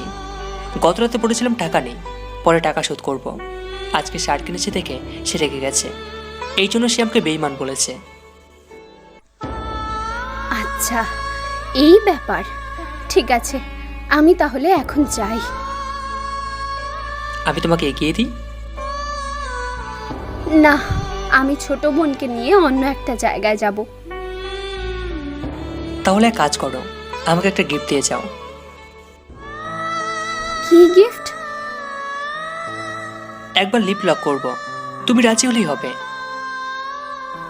ছোট বোনটার সামনে এমনটা করব? সে অন্যদিকে ঘুরে দাঁড়াবে। এটা শুনতেই সানজিদা ছোট বোন রুম থেকে বেরিয়ে গেল। সে চলে যাবার পর সানজিদা নিচে আমার কাঁধে হাত রাখলো, অতপর ঠোঁটের সাথে ঠোঁট মিলিয়ে আমার চাওয়াটা পূর্ণ করতে লাগলো। কিন্তু কিসের জন্য যেন সানজিদার পরশে কোনো ভালো লাগার অনুভূতি পেলাম না। তাকে শরীর থেকে ছাড়িয়ে নিয়ে বললাম, যথেষ্ট, যান, আর লাগবে না। তুমি যেখানে যেতে চাইছো যাও তাহলে। সানজিদা মিষ্টি হেসে বলল, ঠিক আছে, যান। সানজিদা চলে গেল। ওদিকে অনিমা রুম থেকে উচ্চ শব্দে কান্নার আওয়াজ ভেসে আসছিল। অনিমা কাঁদছে হাউমাউ করে। আমার জন্যই তার বাড়ি ছাড়ানো। এক মন আমাকে বলছে সানজিদাকে ভুলে অনিমাকে আপন করে নাও, আর এক মন বলছে অনিমাকে নয়, সানজিদাই তোমার জন্য যোগ্য জীবন সঙ্গী, তবে সানজিদাকে দূরে ঠেলে দিস না। অবশেষে অনিমার চোখের জল ও কান্নাকে উপেক্ষা করে কল্পনায় সানজিদার হাতটা আঁকড়ে ধরলাম। এই 7 দিনে সানজিদার সাথে দেখা করা, কথা বলা, লং ড্রাইভে যাওয়া, জম্পে সাড্ডা দেওয়া সবই হলো। কিন্তু আজ সানজিদাকে অসংখ্যবার ফোন দিয়ে তার কোনো সাড়া পাচ্ছি না। রিং হচ্ছে কিন্তু ফোন রিসিভ করছে না সে। শেষ পর্যন্ত ফোন রিসিভ করলই না। প্রচণ্ড রাগ হচ্ছিল সানজিদার উপর। ফোন আর দিব না বলে প্রমিস করলাম। আচমকা আমার ফোনে সানজিদার কল এলো। রিসিভ করলাম। ওপাশ থেকে সে খিলখিল করে হাসতে হাসতে বলল, সরি জান, তোমার সাথে একটু মজা করছিলাম, রাগ করো না প্লিজ। ক্ষিপ্ত স্বরে বললাম, এটা কীরকম মজা? হ্যাঁ, বারবার ফোন দিয়ে ফোন রিসিভ করো না, অথচ তুমি বলছো এটা মজা। এমন ধরনের মজা করা আমি একদমই পছন্দ করি না। সরি জান, একটু বাড়াবাড়ি করে ফেলেছি, আর এমনটা হবে না। আচ্ছা ঠিক আছে, কিন্তু আমার রাগ কমতে যাচ্ছে না। তবে একটা কাজ করলে রাগ কমে যাবে।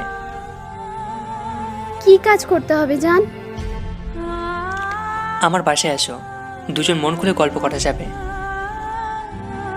ঠিক আছে জান, আমি আসছি। 1.5 ঘন্টার মধ্যে সানজিদা আমার বাসায় চলে এলো। ভাগ্যিস অনিমা আর আমার সাথে কথা বলে না, আমার আশেপাশেও আসে না। যদি এমনটা না হতো তাহলে সানজিদাকে আমার বাসাতে আসতে বলতাম না। যদি অনিমা আমার সাথে আগের মতো ফ্রেন্ডলিভাবে চলতো তাহলে সানজিদাকে দেখতে পেলে আমার সাথে দুষ্টুমি করতো, মানসিকভাবে নির্যাতন করতো, আমার 12টা বাজিয়ে ফেলতো। কিন্তু এখন আর সেই ভয় নেই। অনিমায় 7 দিনে আমার মুখোমুখি হয়তো দূরের কথা, আমার ছায়া পর্যন্ত মারায়নি। এটা আমিও চাই। সে আমাকে যত তাড়াতাড়ি ভুলে যেতে পারবে ততই মঙ্গল। কেউ আমার জন্য কষ্টে থাকুক এটা আমি কখনোই চাই না। সানজিদা আমার পাশে এলো লাল রঙের শাড়ি পরে। তাকে গর্জিয়াস লাগছে। এমনিতে সে অনেক সুন্দর, তার উপরে এমন সাজ, সব মিলিয়ে দারুণ লাগছে।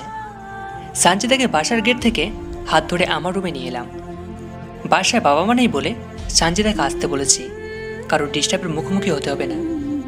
সঞ্জিতা আমার রুমে ঢোকার পরই দরজাটা বন্ধ করে দিল সে। অকস্মাৎ অনিমা রুম থেকে কান্নার শব্দ শুনতে পেলাম।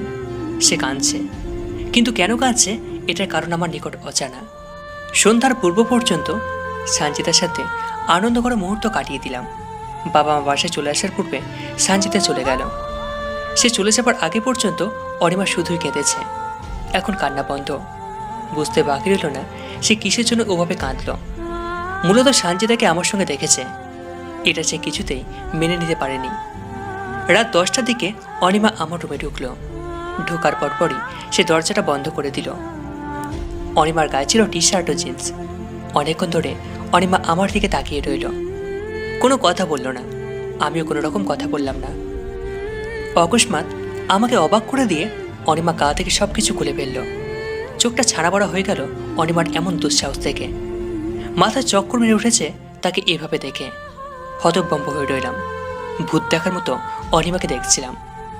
আমার চোখ দুটো যেন তাকে খুঁটিয়ে খুঁটিয়ে দেখছিল। কেমন যেন অবাক হয়ে গেলাম। গা কাঁপছিল আমার। কি করব বুঝতে পারছিলাম না। আমার সামনে এখন বস্ত্রহীন পরি দাঁড়িয়ে আছে। চোখ সরানোর চেষ্টা করছে, কিন্তু বারবার ব্যর্থ হচ্ছি। অনিমার চোখে অগ্নির ছাপ। তার চোখ দিয়ে যেন অগ্নিশিখা বের হয়ে আসছে। চোখের দিকে তাকানো যাচ্ছে না। হঠাৎ অনিমা খ্যাপার স্বরে বলল, আপনি কি চান সেটা ভালো করেই জানি। আজ আমি আপনাকে সেটাই দিব। তার বিনিময়ে হলেও আপনাকে আমি আপন করে পেতে চাই। কিছুতেই কারোর হতে দিব না। কি বুঝতে পেরেছেন? অনিমার কথাগুলো কানে এসে তৎক্ষণাৎ হারিয়ে গেল। কথাগুলোর অর্থ যেন আমি গুলিয়ে ফেললাম। আসলে অনিমাকে এমন অবস্থা থেকে আমার জ্ঞান হুঁশ লোপ পেয়েছে। এখনো পুরো শরীর থরথর করে কাঁপছে। অনিমা দুষ্টুমি মাখা চোখে ধীর পায়ে আমার দিকে এগিয়ে আসছিল, যেন মনে হচ্ছিল আজ সে আমাকে উদরপূর্তি করবে। অনিমা আমাকে বিছানায় শুয়ে দিল, অথচ তাকে বাধা দেওয়ার শক্তিটা যেন হারিয়ে ফেলেছি। কিছুই করতে পারছি না। জড় পদার্থ হয়ে গেছি, যেন পুতুল আমি। তাকে কিছু বলতেও পারছি না। মনে হচ্ছে মুখ নেই আমার। অনিমা আমার দেহের সাথে লেপ্টে রইল। অতঃপর আমার ঠোঁটে গভীরভাবে চুমু বসিয়ে দিল। শিহরণে হারিয়ে গেলাম। অনিমাকে ছাড়ার ইচ্ছা হারিয়ে গেল তার পরশে। আমি নিথর মানব হয়ে সব কিছু সহ্য করে চলেছি। কিছু করার শক্তি ও ইচ্ছা কোনোটাই নেই। তার সাথে চোরাচুরি না করার ফল ভোগ করতে হচ্ছে আমাকে। অনিমা আমাকে ঘায়েল করার পর অপ্রীতিকর কাজটা করে ফেলল, কিন্তু আমি তাকে এর জন্য কিছুই বলতে পারিনি। এখনো কিছু বলার মতো ভাষা হারিয়ে ফেলেছি। অনিমা রুম থেকে বেরিয়ে যাবার পূর্বে তার গায়ে পোশাক পরে নিয়েছিল। পোশাক পরার সময় অনিমা শক্ত কণ্ঠে বলেছিল, যদি আমাকে সমাজের মানুষের নিকট কলঙ্কিত করতে চান, তবে সঞ্জিতাকে ভুলে আমার বুকের জমিনে চলে আসুন। এর ব্যতিক্রম হলে আমি সহ আপনার অস্তিত্বটাও হারাবেন। অনিমার কথাটি নিয়ে সারা রাত ভেবেছি, কিন্তু তার কথার সঠিক কোনো অর্থ খুঁজে পায়নি। মধ্যরাতে ঘুম ভাঙল কারোর পরশে। অন্ধকার রুম, তাই বুঝতে পারছে না বিছানায় কি অবস্থান করেছে। কেউ একজন তো অবশ্যই আমার পাশে শুয়ে আছে। হাত দিয়ে সেই মানুষটার অবস্থান টের পাচ্ছি। নিশ্চয়ই অনিমা রুমে এসেছে, তাই ব্যাপারটাকে গুরুত্বে নিলাম না। যদি সে আমার পাশে শুয়ে থাকে, এটার জন্য এত ভাবার কিছু নেই। অনিমা তো আমার সাথে সব কিছু করেছে। তাকে বাধা দিয়ে কী লাভ হবে আমার? আমার নিজের ইচ্ছে নেই তাকে বাধা দেবার। এটা হয়তো আমার কুপ্রবৃত্তির চাওয়া। পরদিন সকালে ঘুম থেকে জেগেই খবর পেলাম সঞ্জিতা নাকি আর বেঁচে নেই। আচ্ছা, মনের মানুষের মৃত্যুর খবর শোনার পর কেমন লাগে, কতটা কষ্ট হয়? নিশ্চয় মরে যেতে ইচ্ছে হয়। জীবনটাকে তুচ্ছ মনে হয়। আকাশ ছোঁয়া কষ্টে প্রতিটা মুহূর্ত পার করতে হয়। ভালোবাসার মানুষকে হারিয়ে ফেলার কষ্ট দূর করার কোনো উপায় থাকে না। সঞ্জিতা মারা গেছে খবরটি শুনে বুক ফেটে চৌচির হয়ে যাচ্ছে। মনে হচ্ছে কেউ একজন ধারালো চাকুতে আঘাত করে এই বুকটাকে ক্ষতবিক্ষত করছে। আরেকজন কাঁচা মরিচ বুকে সেই ক্ষতবিক্ষত অংশে ডলে দিচ্ছে। কষ্টের সাগরে সাঁতার কেটে চলেছি। অসহ্যকর বেদনার মাঝে ডুব দিয়ে বারবার কামনা করছি যেন নরক থেকে উদ্ধার হতে পারি, কিন্তু কোনো ক্রমে যেন উদ্ধার হতে পারছি না। কষ্টের সাগরে অবস্থান করতে হচ্ছে নিরুপায় হয়ে। মনের কষ্ট ও এক বুক জ্বালা নিয়ে চলেছি আমি, কিন্তু যাকে হারিয়ে ফেলেছি তাকে কোনো ক্রমে ভুলতে পারছি না। ভুলতে পারছি না বলেই কষ্ট আমার পিছু ছাড়ছে না। দিন দিন শুকিয়ে যাচ্ছি। খাওয়া ঘুম সব কিছুতে অনিয়ম চলছে। আমার কষ্ট দেখে অনিমাও সারাক্ষণ মন খারাপ করে থাকে। তার শরীরের অবস্থা ভালো না।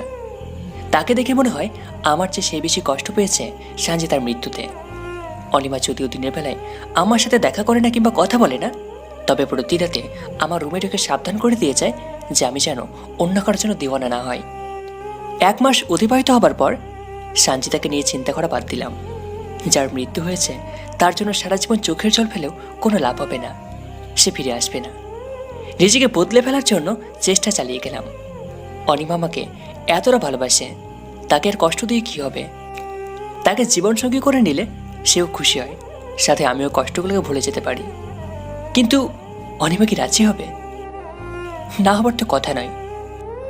প্রতিটা রাতেই তো আমার নিকট তার মনের চাওয়ার কথা ব্যক্ত করে যায়, পাশাপাশি আমাকে সতর্ক করে যায়। অনিমাকে কিছু বলার আগেই আম্মু আমাকে বিয়ের জন্য প্রস্তুতিকরণের কথা বলে গেল।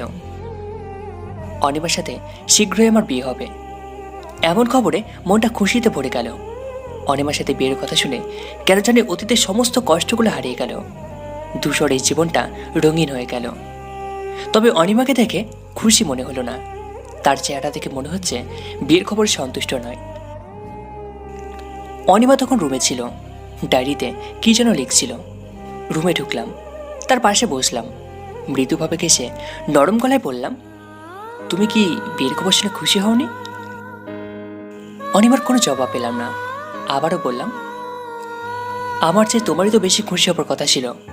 আমাকে তো মন প্রাণ উজাড় করে ভালোবাসো, বিয়ে করার জন্য একদম পাগল হয়ে গেছিলে। অথচ আজ বিয়ের কথা শুনে মুখটাকে বেচার করে রেখেছ, যেন আমাকে বিয়ে করতে চাচ্ছ না। সত্যি কি বিয়ে করতে চাও না? অনিমা এতক্ষণ অন্যদিক চেহারা ঘুরিয়ে রেখেছিল, আবার সে চেহারাটা আমার দিকে ফিরে নিচু কণ্ঠে বলল, আমি খুশি হলেই বা আপনার কি, আর অখুশি হলেই বা আপনার কি? বিয়ের ব্যাপারে আমার কোনো হাত নেই। আমি তো পুতুল। আপনারা যেটা করবেন সেটাতেই আমার মত থাকবে।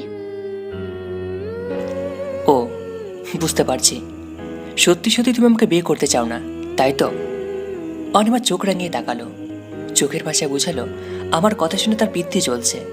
তাকে ফের বললাম, তুমি বিয়েতে রাজি হও কি না হও, এটা জেনে আমার কোনো লাভ নেই। তোমাকে যে সামনের সপ্তাহে বিয়ে করতে যাচ্ছি, এটাই আমার শেষ কথা। কি বুঝতে পারলে তো? অনিমা আওয়াজ উঁচু করে বলল, আপনি আমার চোখের সামনে থেকে যান তো, মেজাজ ঠিক নেই। চোখ কপালে তুলে বিস্ময়ের কণ্ঠে বললাম, যাব না। কি করবে তুমি? মাইট দিব। কেমনে? দেখবেন কেমনে। দেখাও। অনিমা আমার হাতটা ধরল, এরপর বুকে জড়িয়ে নিয়ে খাটে শুয়ে দিল। অতঃপর তার ঠোঁট আমার ঠোঁটের মধ্যে ডুবিয়ে দিল। অনেকক্ষণ ধরে চলতে লাগলো। দম বন্ধ হয়ে যাবে বলে মনে হচ্ছিল। তার ভাবমূর্তি দেখে মনে হচ্ছে আমাকে ছাড়বে না সে। ঠোঁটের পরশে শুক্রাজ্যে হারিয়ে গেছে বোধহয়। ভাবতে না ভাবতে সে আমাকে ছেড়ে দিয়ে দুষ্টুমিষ্টি স্বরে বলল, কি কেমন লাগলো? বাকরুদ্ধ হয়ে গেছি, তথাপি অস্পষ্ট স্বরে বললাম, ভালো লেগেছে। তবে একটা কথা বলি, তুমি একটু নির্লজ্জ আছো। আমার সাথে এসব করতে তোমার লজ্জা লাগে না? অনিমা মিটমিট করে হেসে বলল, না লাগে না। আমার হাজবেন্ডের সাথে যা ইচ্ছা তাই করব, এতে লজ্জার কি হলো? বাহ, বিয়ে হলো না তার আগে হাজব্যান্ড, ভালো তো। তবে ভালো লাগছে যে তোমার মন খারাপের চেহারাটা বিলীন হয়ে গেছে। সত্যি করে বলো তো, এতক্ষণ কিসের জন্য মন খারাপ করেছিলে? কতবার বিয়ে হবে আমাদের? মানে কি বলছো এসব?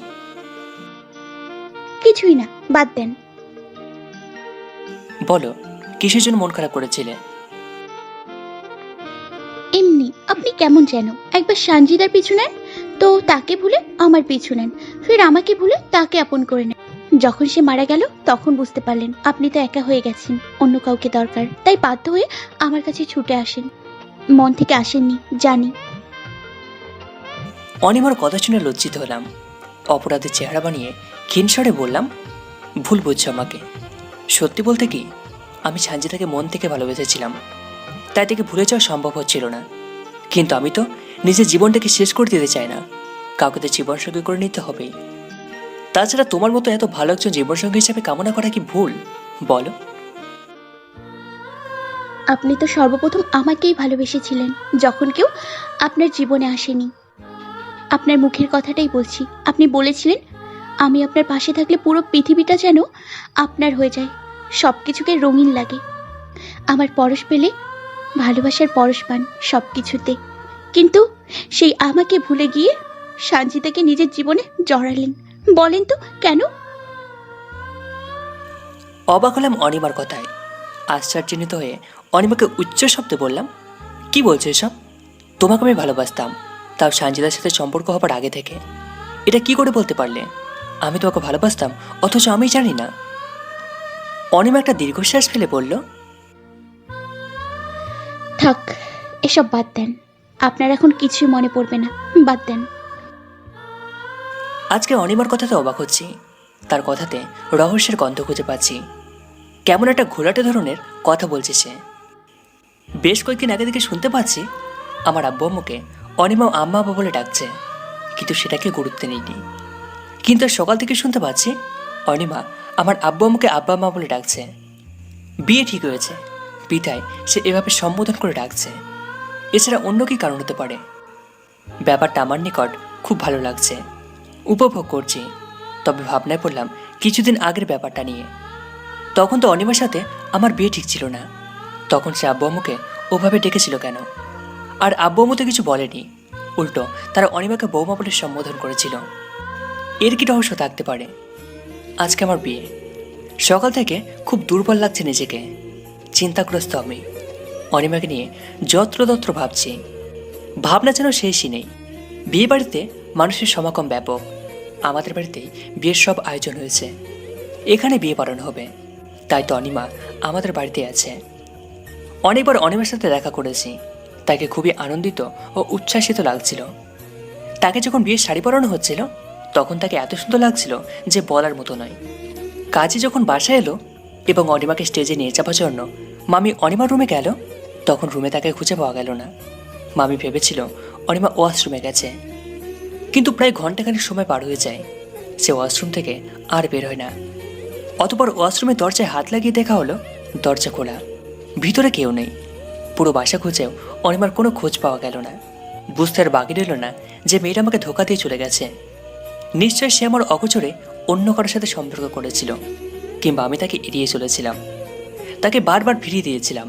সেটার প্রতিশোধ তুলছে এভাবে। অনিমার জন্য কষ্টে বুকটা ফেটে যাচ্ছিল।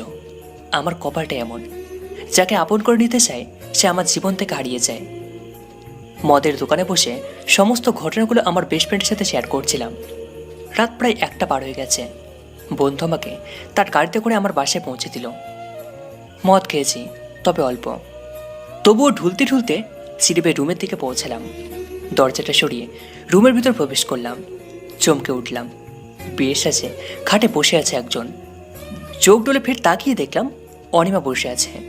তবে কি সে পালিয়ে যায়নি? পালিয়ে না গেলে বিয়ে পড়ানোর সময় কেন উপস্থিত হলো না? কিসের জন্য এমনটা করলো সে? না না, মাথায় আর কিচ্ছু আসছে না। অনিমার পাশে বসলাম। এসবের মানে কি? কেন এমনটা করলে? অনিমা মাথা নিচু করে আছে। মাথা উঁচু করে আমার দিকে তাকিয়ে ক্ষীণকণ্ঠে বলল, ঠিক কাজ করেছি। কাউকে আশা দিয়ে আশাহত করলে কেমন লাগে সেটা উপলব্ধি করতে পেরেছেন নিশ্চয়ই। আমিও কষ্ট পেয়েছিলাম এর চেয়ে অনেক বেশি, যখন আপনি আমাকে বিয়ের কথা বলে সানজিদার কাছে চলে গেলেন আর আমাকে ভুলে গেলেন। তখন কতটা কষ্ট পেয়েছিলাম সেটা যদি আপনাকে বোঝাতে পারতাম, তবে কখনোই ওরকম ভুল করতে পারতেন না। আমার কান্না শুনেননি? কান্নার শব্দ কি আপনার কানে যায়নি? বুঝতে পারেননি কেন আমি ওভাবে কেঁদেছিলাম? বুঝেও না বোঝার ভান করেছিলেন। ইস, যদি বুক চেড়ে দেখাতে পারতাম তবে দেখতে পারতেন আমার বুকে শুধু আপনার নাম লেখা। আমাকে এত কষ্ট দিয়েছিলেন, তবু আমি আপনাকেই ভালোবাসি। বলতে পারি না আপনাকে। কেন পারি না জানেন? জিজ্ঞেস করুন কেন। দম যেন বন্ধ হয়ে গেছে আমার। অনিমার কথায় চোখ ভিজে যাচ্ছিল। নিজেকে সামলে নিয়ে ভারী গলায় বললাম, বলো, কেন পারোনি ভুলতে? অনিমা তার চোখ দিয়ে দুফোঁটা অশ্রু ঝরিয়ে ভাঙা গলায় বলল, কারণ আপনি আমার হাজবেন্ড। জি, ঠিকই শুনেছেন, আপনি আমার হাজবেন্ড হন। বিয়ে করেছি আমরা আজ থেকে 2 বছর আগে, কিন্তু আপনি এসবের কিছুই জানেন না। কেন জানেন না সেটা কি জানেন? কারণ আপনি 2017 সালটার শুরু থেকে শেষ পুরো সময়টা স্মৃতি হারিয়ে ফেলেছেন। ওই বছরে আপনার সাথে ঘটে যাওয়া সমস্ত কিছু আপনার স্মৃতি থেকে বিলীন হয়ে গেছে। আমাকে বিয়ে করার 3 দিন পর আপনি গাড়ি দুর্ঘটনায় আহত হয়েছিলেন। মাথায় বড় ধরনের আঘাত পেলে 1 বছর স্মৃতি হারিয়ে ফেলেছিলেন। ডাক্তার বলেছিল ওই বছরের কোনো কিছু আপনার স্মৃতিতে কখনো ফিরে আসবে না, চিরতরে হারিয়ে গেছে। আপনাকে যদি এই ঘটনাগুলো মনে করিয়ে দিই তখন আপনি ধাঁধায় পড়ে যাবেন। জোর করে আপনাকে স্মৃতিগুলোর কথা স্মরণ করিয়ে দিলে আপনার মস্তিষ্কে সমস্যা হবে। ডাক্তার এও বলেছে যে আপনাকে জোর করে স্মৃতিগুলোর কথা স্মরণ করিয়ে দিলে ব্রেন স্ট্রোক হবার সম্ভাবনা বেড়ে যেতে পারে। এই জন্য আমরা কেউই আপনাকে বিয়ের ব্যাপারটা খুলে বলিনি। আমার নানা নানিও জানতো, এই জন্যই তো তারা আপনাকে দেখার জন্য পাগল হয়ে যেত। আপনি যেদিন আনতে আমাকে নানার বাড়ি গেলেন সেদিন তারা চেয়েছিল আপনার নিকট বিয়ের কথা খুলে বলতে, কিন্তু আমি বলতে নিষেধ করেছিলাম। জানেন আপনি আমার জন্য কতটা পাগল ছিলেন? আমি যখন ক্লাস 10-এ উঠলাম তখন থেকে আপনি আমার জন্য পাগল ছিলেন। আপনার জোড়াজুড়িতে বাবা মা আমাকে আমাদের বাড়িতে রেখে যায়। আপনাদের বাসা থেকে স্কুলে যেতাম। আপনার জন্য আমি স্কুলে মন দিয়ে ক্লাস করতে পারতাম না। আমি স্কুলে গেলে আপনিও স্কুলে এসে হাজির হতেন। কোনো ছেলের সাথে কথা বলতে গেলে রেগে যেতেন। আপনার কারণে আমি পরীক্ষার সময়ও মন দিতে পারিনি। এ কারণেই এসএসসিতে ফেল করেছিলাম। ফুপা ফুপি আপনার এমন অবস্থা দেখে আমার সাথে আপনার বিয়ে ঠিক করলো। বিয়ের পর তো আপনি সব স্মৃতি হারিয়ে ফেললেন। 1 বছর আমার লেখাপড়া বন্ধ ছিল, কিন্তু যখন বুঝতে পারলাম আপনি আমাকে এড়িয়ে চলছেন, আমাকে তুচ্ছ জ্ঞান করছেন, তখন পুনরায় সিদ্ধান্ত নিলাম পরীক্ষা দেব। কিন্তু আপনার কারণেই ফেল করেছিলাম। যেদিন আমার গণিত পরীক্ষা ছিল সেদিন আপনি বলেছিলেন আপনার বাইকে করে যেতে। আমি চেয়েছিলাম সিএনজিতে যেতে, কিন্তু আপনি আমাকে জোর করে নিয়ে গেলেন। কিন্তু কি হলো, আপনার বাইক নষ্ট হয়ে গেল। এতে করে আমার 20টা মিনিট লেট হলো পরীক্ষার হলে পৌঁছতে, আর আমি পরীক্ষাতে ফেল করলাম। জানেন ওটাতে পাশ করলে আমি নিশ্চিত ভালো রেজাল্ট করতাম। আপনার জন্যই পাশ করতে পারিনি, আর আমার লেখাপড়ার স্বপ্নটাও গেল। এত কিছুর পরেও আমি আপনাকেই ভালোবাসি, অনেক বেশি ভালোবাসি। অথচ আপনি বারবার আমাকে উপেক্ষা করেছেন, কিন্তু আমি তো আমার স্বামীকে উপেক্ষা করে থাকতে পারি না। যখন মন চেয়েছে আপনার পাশে ঘুমানোর তো ঘুমিয়েছি অসংখ্য রাত, আপনি টেরই পাননি। কোনো কোনো রাত তো আমি আলমারিতে ঢুকে পড়তাম যখন আপনি ঘুম থেকে জেগে যেতেন। যেদিন আমি প্রথমবার আপনার অমতে শারীরিক সম্পর্ক করলাম ভেবেছিলেন আমি কতই না নির্লজ্জ বেহায়া। আমারও তাই মনে হয়েছিল, কারণ যে মানুষটা স্বামীর ভালোবাসা দুরাত্রি বাদে কখনো পাইনি, সেই মানুষটা কিভাবে স্বামীর অমতের দেহের স্বাদ নেবে বলুন? তবু আমি ধৈর্য ধরতে পারিনি। ভেবেছিলাম আমার ভালোবাসা পেলে আপনি সঞ্জিতাকে ভুলবেন, কিন্তু কি হলো তার উল্টোটা। ভাবছেন আপনাকে এত সব বলছি অথচ আপনার কোনো সমস্যা হচ্ছে না কেন? এর কারণ আপনি 3 দিন পূর্বে ডক্টরের সাথে দেখা করেছিলেন। ডক্টর যেসব টেস্ট দিয়েছে তার মধ্যে একটি রিপোর্ট ছিল আপনার ব্রেন স্ট্রোকের সিরিয়াস ভাবটা কমে গেছে। পুরনো স্মৃতি মনে করে দিতে গেলে সমস্যা হবে না আর। তবে যে স্মৃতিগুলো বিলীন হয়ে গেছে সেগুলো কখনো স্মরণ আসবে না। আর একটা সত্য কথা বলি, রাইসা নামের যে মেয়েটি এই বাড়িতে এসেছিল এবং আপনার সাথে নাটক করেছিল সবই ছিল আমার প্ল্যান। রাইসা আমার বান্ধবী, আমার কথা মতো সে ওসব করেছিল। আমি জানতে চেয়েছিলাম আপনি কারোর সাথে সম্পর্কে জড়িয়েছেন কিনা। রাইসার মাধ্যমেই গোপন সত্যটা জানতে পেরেছিলাম। যখন রাইসা আপনার সাথে নাটক করলো তখন ফুপা ফুপু ভেবেছিল আপনি নিশ্চয়ই ওর সাথে সম্পর্ক করছেন। এই জন্যই তারা ভাবলো আপনাকে মিছামিছি বলবে আমার সাথে আপনার বিয়ের কথা। তাই তো রাইসা চলে যাবার পর ফুপা ফুপু আপনার নিকট বিয়ের কথা বলল। কিন্তু আপনি জবাবে কি বলেছিলেন? সঞ্জিতা নামের একজনকে ভালোবাসেন। এটা শুনে সেদিন অর্ধেকটাই ধ্বংস হয়ে গেছিলাম আমি। যাক সেসব কথা, এখন আমি স্পষ্ট করে একটা কথা বলছি, হয় আপনি আমাকে আপন করে নেন, না হয় দূরে ঠেলে দেন। সেটা একান্তই আপনার ব্যাপার। তবে মনে রাখবেন আমি কখনো এই বাড়ি ছাড়ছি না এবং আমার পাগলামিগুলোও বন্ধ হবে না। আমার দু চোখে পানি, অনুশোচনার পানি অঝোর তারা ঝরছে বৃষ্টির মতো করে। দু চোখের কোণে আটকাচ্ছে না আর, গড়িয়ে গড়িয়ে পড়ছে, গাল ভিজে একাকার, অন্তর পুড়ে যাচ্ছে যেন। এতদিন ধরে আমি আমার সধর্মণীকে কষ্ট দিয়ে আছি, যে কিনা আমাকে পাগলের মতো ভালোবাসে। জগতের কোনো মেয়ে কারোর জন্য এত পাগল ছিল কিনা সেটাই সন্দেহ।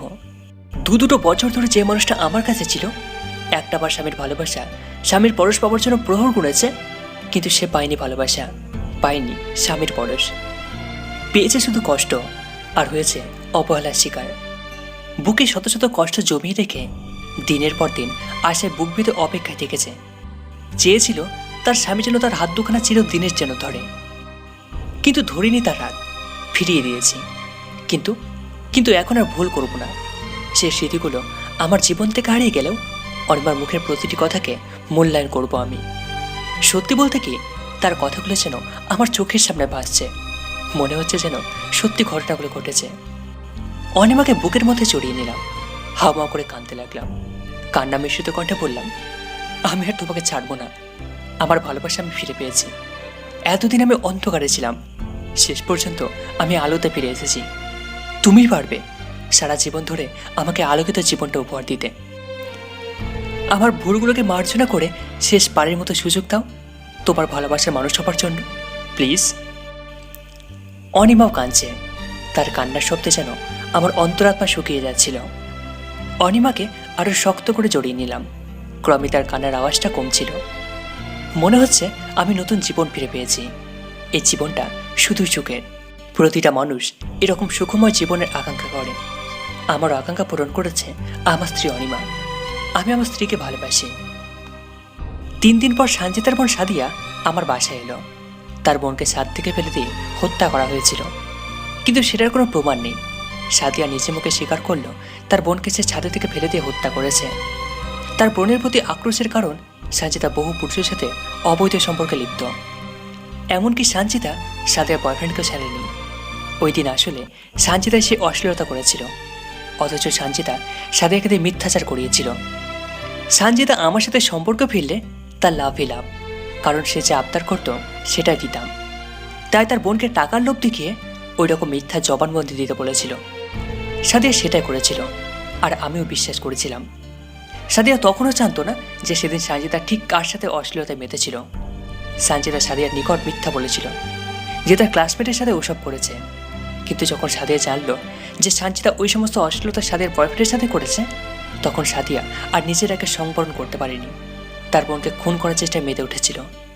এরপর সে এই জন্য যখনও চেষ্টা ও চিন্তাভাবনা থেকে সরে গিয়েছিল। কিন্তু আবার যখন সানজিতা তার ছোট বোনের বয়ফ্রেন্ডের সাথে বেড শেয়ার করলো, তখন তার বোনের নিকট ধরা পড়ে গেল। অতঃপর সাদিয়া প্রথমে তার বয়ফ্রেন্ডের গোপন অঙ্গ কেটে ফেলেছিল, এবং ঠিক 1 ঘন্টা পরে বাসায় তার বোনকে ছাদে ডেকে নিয়ে ছাদ থেকে ধাক্কা মেরে ফেলে দিয়েছিল। আর এই সমস্ত ঘটনা সাদিয়া আমার নিকট এসে বলল, এবং বলেই চলে গেল। এও বলে গেল যে তার বোনের সঙ্গে আমার ভাবিরও হাত ছিল। এর অর্থটা ঠিক বুঝে উঠতে পারছিলাম না। সেদিনই ভাবির সাথে কথা বলতে তার রুমে গেলাম, কিন্তু তাকে পেলাম না। বিছানার উপরে উল্টোভাবে রাখা ডায়েরি ও কলম পড়ে থাকতে দেখলাম। নিশ্চয় ভাবি কিছু লিখতে নিয়েছিল। লেখা বাদ দিয়ে হয়তো কোথাও গেছে। ডায়েরিটা হাতে নিলাম, পেজ উল্টাতে লাগলাম। প্রথম পাতাতে চোখ গেল, সেখানে লেখা ছিল, আমি হচ্ছি ঝরা পাতা। এই পাতার স্থান হয় ডাস্টবিনে, না হয় চুলায়। ডাস্টবিনে গেলে পচে নিঃশেষ হব, চুলাতে গেলে জ্বলে পুড়ে ছাই হব। কিন্তু না, একজন রাজকুমার আমাকে কুড়িয়ে নিয়ে গেল তার প্রাসাদে, সেখানে সাজিয়ে রাখলো কিছুদিন। আমি যেন নতুন জীবন ফিরে পেলাম, নব্য গজিয়ে ওঠা সতেজ সবুজ পত্র হয়ে গেলাম যেন। এরপর একদিন রাজকুমার ইচ্ছে করলো সে আমাকে বিয়ে করবে।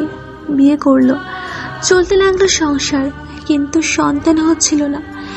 যখন আমি পতিতালয়ে ছিলাম তখন থেকে স্বপ্ন দেখতাম আমার সংসার হবে, বাচ্চা হবে, আমি মা ডাক শুনবো। কিন্তু এমন স্বপ্ন পূরণ হবে কখনো ভাবিনি। স্বপ্ন তো পূরণ হলো, তবে অর্ধেক। সংসার হলো, কিন্তু মা ডাক শোনার সৌভাগ্য হলো না। রাজকুমারের সেই ক্ষমতাই নেই।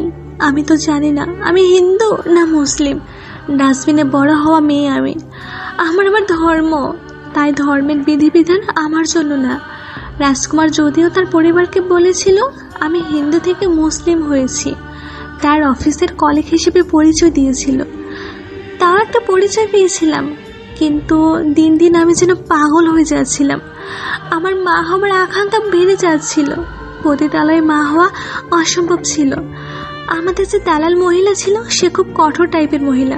বিশেষ করে আমার ব্যাপারে সতর্ক থাকতো যেন আমার পেট না বাঁধে।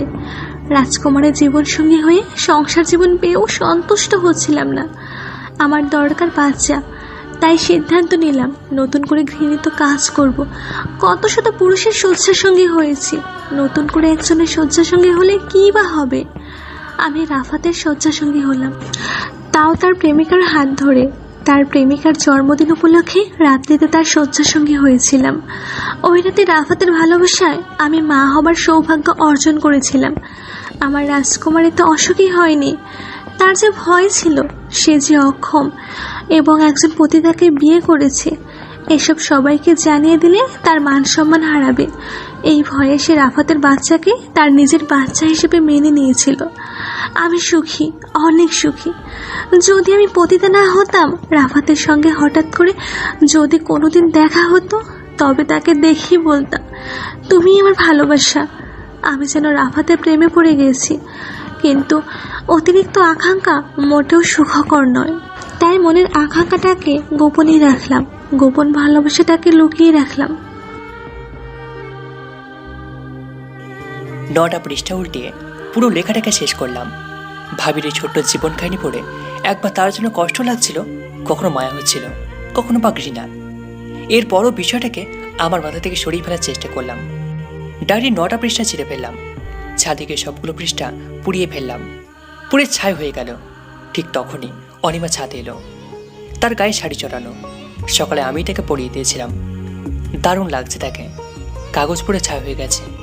এটা দেখে অনিমা তীক্ষ্ণ কণ্ঠে বলল, যদি আমার প্রতি তোমার ভালোবাসা, আমার নাম এবং আমার অস্তিত্ব তোমার হৃদয় থেকে এভাবে পুড়ে ছাই হয়ে নিঃশেষ হয়ে যায়, এরপরেও মনে রাখবে আমার হৃদয়টা বারবার জপে যাবে, তুমি শুধু আমার, তুমি শুধুই আমার।